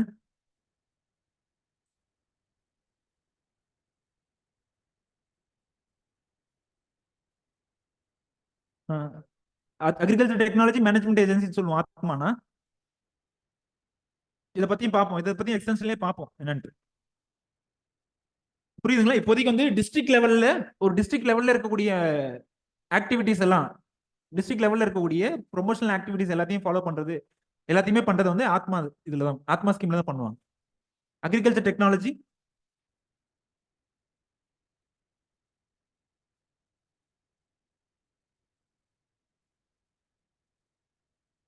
Technology management agency.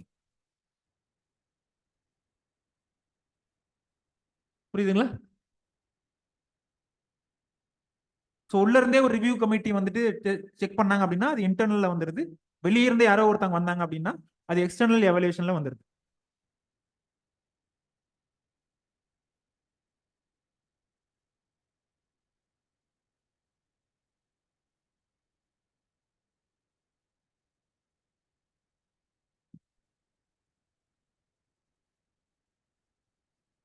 இந்த கொஸ்டினுக்கு ஆன்சர் பண்ணுங்கம்மா.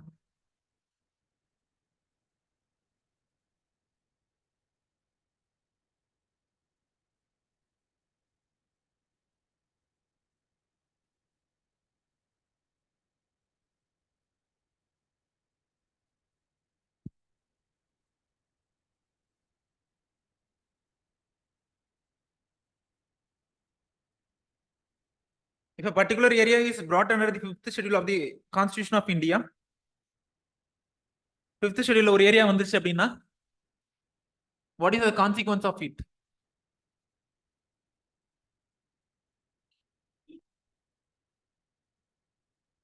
மகாலட்சுமி சொன்னதா? மகாலட்சுமி அண்ட் மணிமாறன்.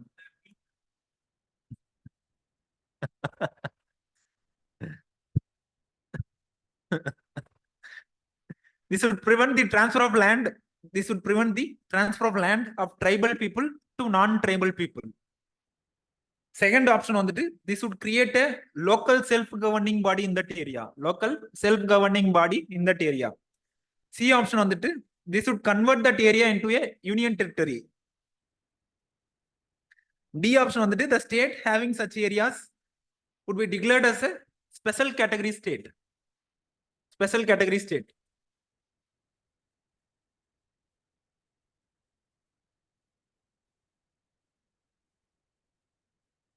சொல்லுங்க ரிஸ்வானா. ஹரிபிரசாத்.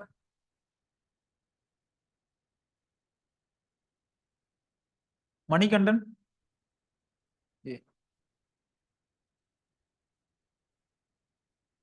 நீங்க என்ன சொன்னீங்க மணிவரன்? ஏ பி இன்னும் சி மட்டும் தான் இருக்கு. தான் இருக்கு நினைக்கிறேன். Union territory. லோகேஸ்வரி. ஏ. நீங்கப்பா உங்க பேர் என்ன சொன்னீங்க? நரேஷ். Answer A. ஆன்லைன்ல என்ன சொல்லியிருக்காங்கன்னு பார்ப்போம்.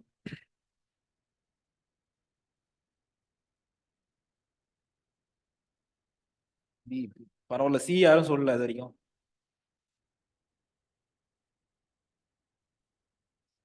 பிவைக்குள்ள தான்டாமா கேக்குறேன். அதுவும் 2 வருஷம் பிவைக்கு தானே. என்ன ஆன்சர் இதுக்கு?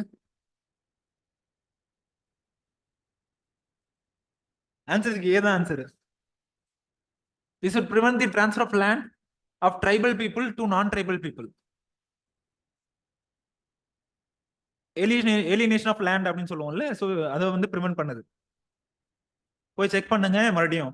அந்த 5th ஷெட்யூல்ல என்னென்ன இருக்கு, என்னென்ன ப்ரொவிஷன்ஸ் இருக்கு, லிஸ்ட் ஆஃப் ப்ரொவிஷன்ஸ் என்னென்ன இருக்குன்னு பாருங்க. அதை பார்த்துட்டு சொல்லுங்க.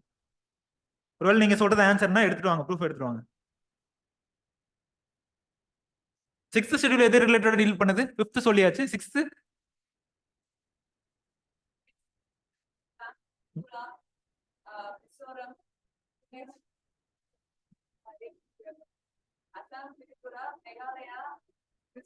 மிசோரம்.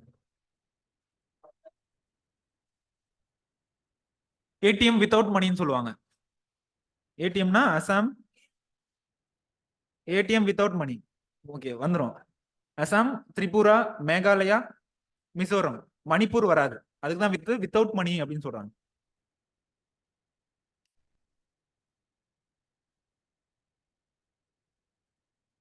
புரியுதுங்களா? பிவிக்குள்ள வந்து தப்பு பண்ணவே கூடாது. நிறைய கொஸ்டின் ரிப்பீட் ஆயிட்டே தான் இருக்கும்.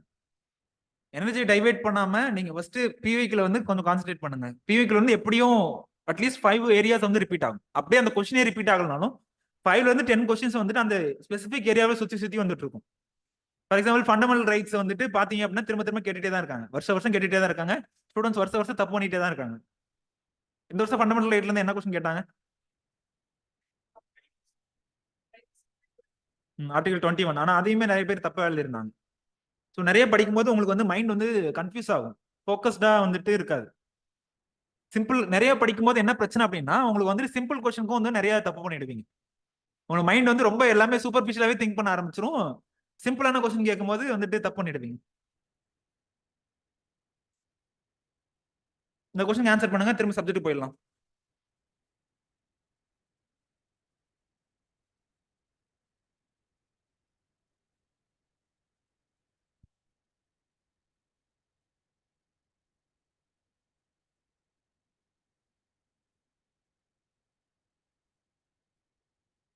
Which of the following are correct with respect to the election of members, with reference to the election of members and chairperson of panchayats, election of members and chairpersons of panchayat under the Constitution 73rd Amendment Act 1993.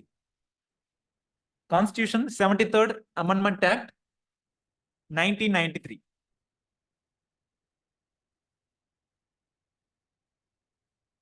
Members of panchayats at all levels are elected directly by the people. Members of panchayats at all levels are elected directly by the people. Second வந்துட்டு chairperson of panchayats at all levels are elected indirectly from amongst the members of panchayat.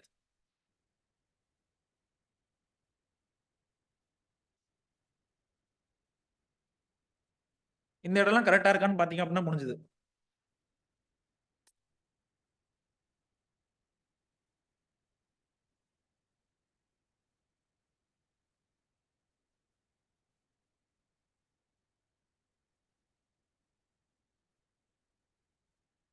ஆன்லைன்ல D நிறைய சொல்றாங்க.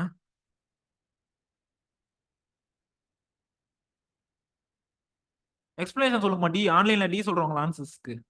அப்படியே explanation type பண்ணுங்க, என்ன ரீசனால D சொல்றீங்கன்ட்டு. Offline சொல்லுங்க. நம்ம subject தான் கேட்டா சொல்ல மாட்டீங்க. ஜிஎஸ்னாவே சொல்லலாம்ல.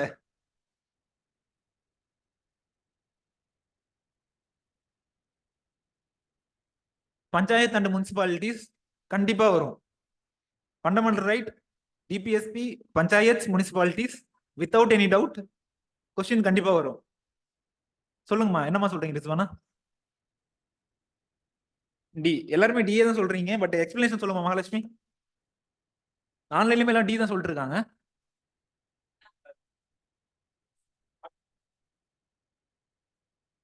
So இந்த ஆல் லெவல்ஸ்ன்றது என்னத்தை குறிக்குது?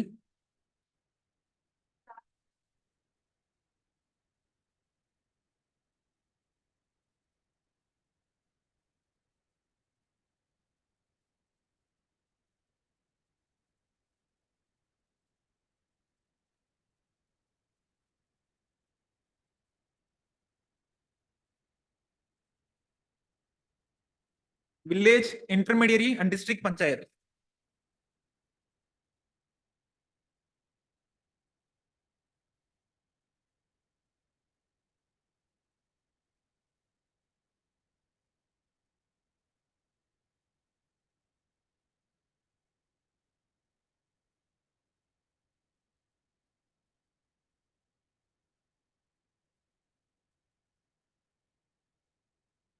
சொல்லுங்கம்மா.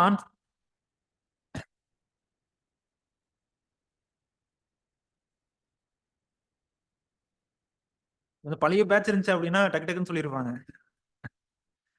ரோஷினி, எக்ஸ்பிளனேஷன்.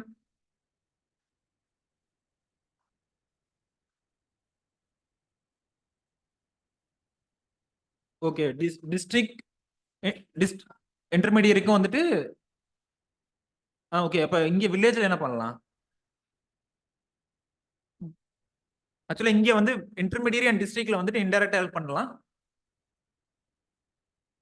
பட் இதை வந்து ஸ்டேட் கவர்மெண்ட் டிட்டர்மைன் பண்ணிக்கலாம். டைரக்டா இல்ல இன்டைரக்டான்றது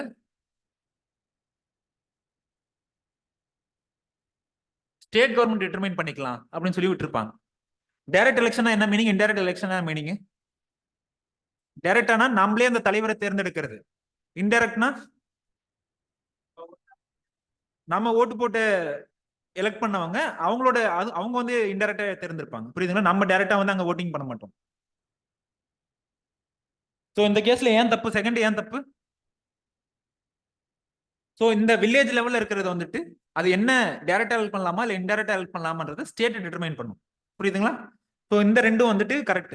இன்டர்மீடியரியும் டிஸ்ட்ரிக்டும் கரெக்ட். பட் இந்த வில்லேஜ் வரக்கூடாது. பட் இங்க கொடுத்துருக்கிறது என்ன? அட் ஆல் 3 லெவல்ஸ் கொடுத்துருக்காங்க. சோ அதனால இது தப்புன்னு சொல்றோம். ஃபர்ஸ்ட் எப்படிமா கரெக்ட்?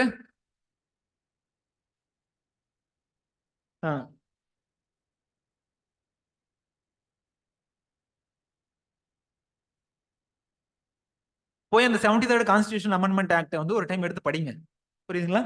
சோ 70 மெம்பர்ஸ் வந்து எல்லா லெவல்லையும் டைரக்டாவே ஹெல்ப் பண்ணலாம். மெம்பர்ஸ் வந்து எல்லா லெவல்லையுமே டைரக்டா ஹெல்ப் பண்ணலாம். பட் சேர்பர்சன்ஸ் அதுதான் வந்து இன்டைரக்டா டைரக்டான்றது டிஃபரன்ஸ் இருக்கு. புரியுதுங்களா? மெம்பர்ஸ் வந்துட்டு எல்லா இடத்தையும் டைரக்ட் எலெக்ஷன்லேயே தேர்ந்தெடுக்கலாம். புரியுதுங்களா? போய் இந்த 73rd கான்ஸ்டிடியூஷன் அமெண்ட்மெண்ட் ப்ரொவிஷன்ஸ் இருக்குல்ல, நீங்க என்ன டெக்ஸ்ட் புக்கை ஃபாலோ பண்ணீங்களோ அதுல பாருங்க. புரியுதுங்களா? இதுல வேற என்னென்ன ப்ரொவிஷன்ஸ் இருக்கும் 73rd? ஸ்டேட் எலெக்ஷன் கமிஷன் பத்திலாம் எதுல இருக்கும்? எந்த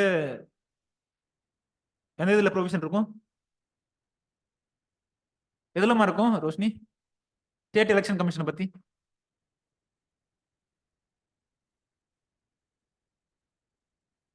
ஸ்டேட் எலெக்ஷன் கமிஷன் எதுக்குமா தேவை?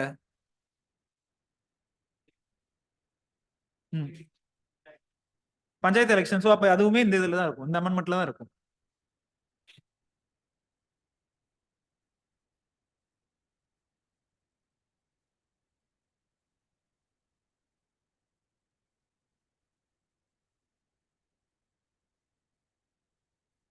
இதை பாருங்க. திரும்ப நம்ம போயிடலாம். திரும்ப நம்ம சப்ஜெக்ட் போயிடலாம்.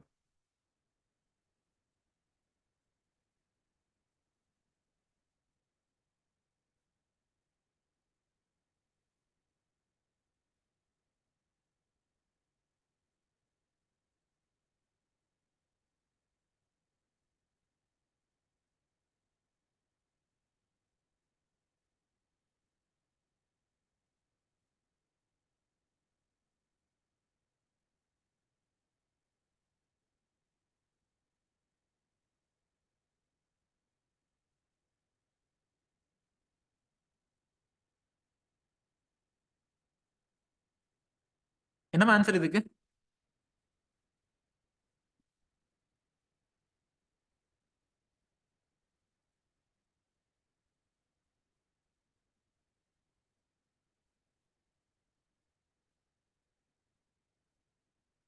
அன்ஷித், என்ன கொஸ்டின், என்ன ஆன்சர் இதுக்கு?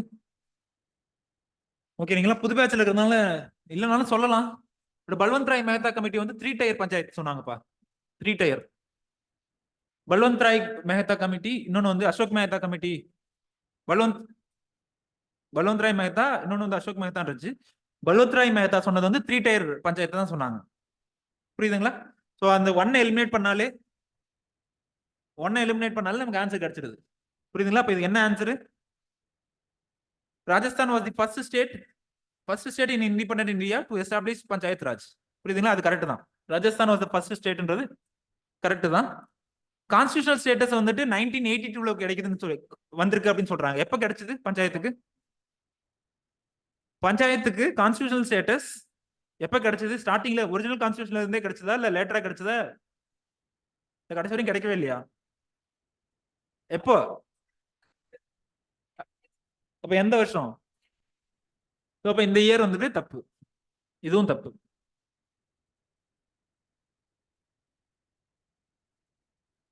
என்னப்பா? லேப் டு லேண்ட் ப்ரோக்ராம் பத்தி ஆல்ரெடி பார்த்தாச்சு நம்ம.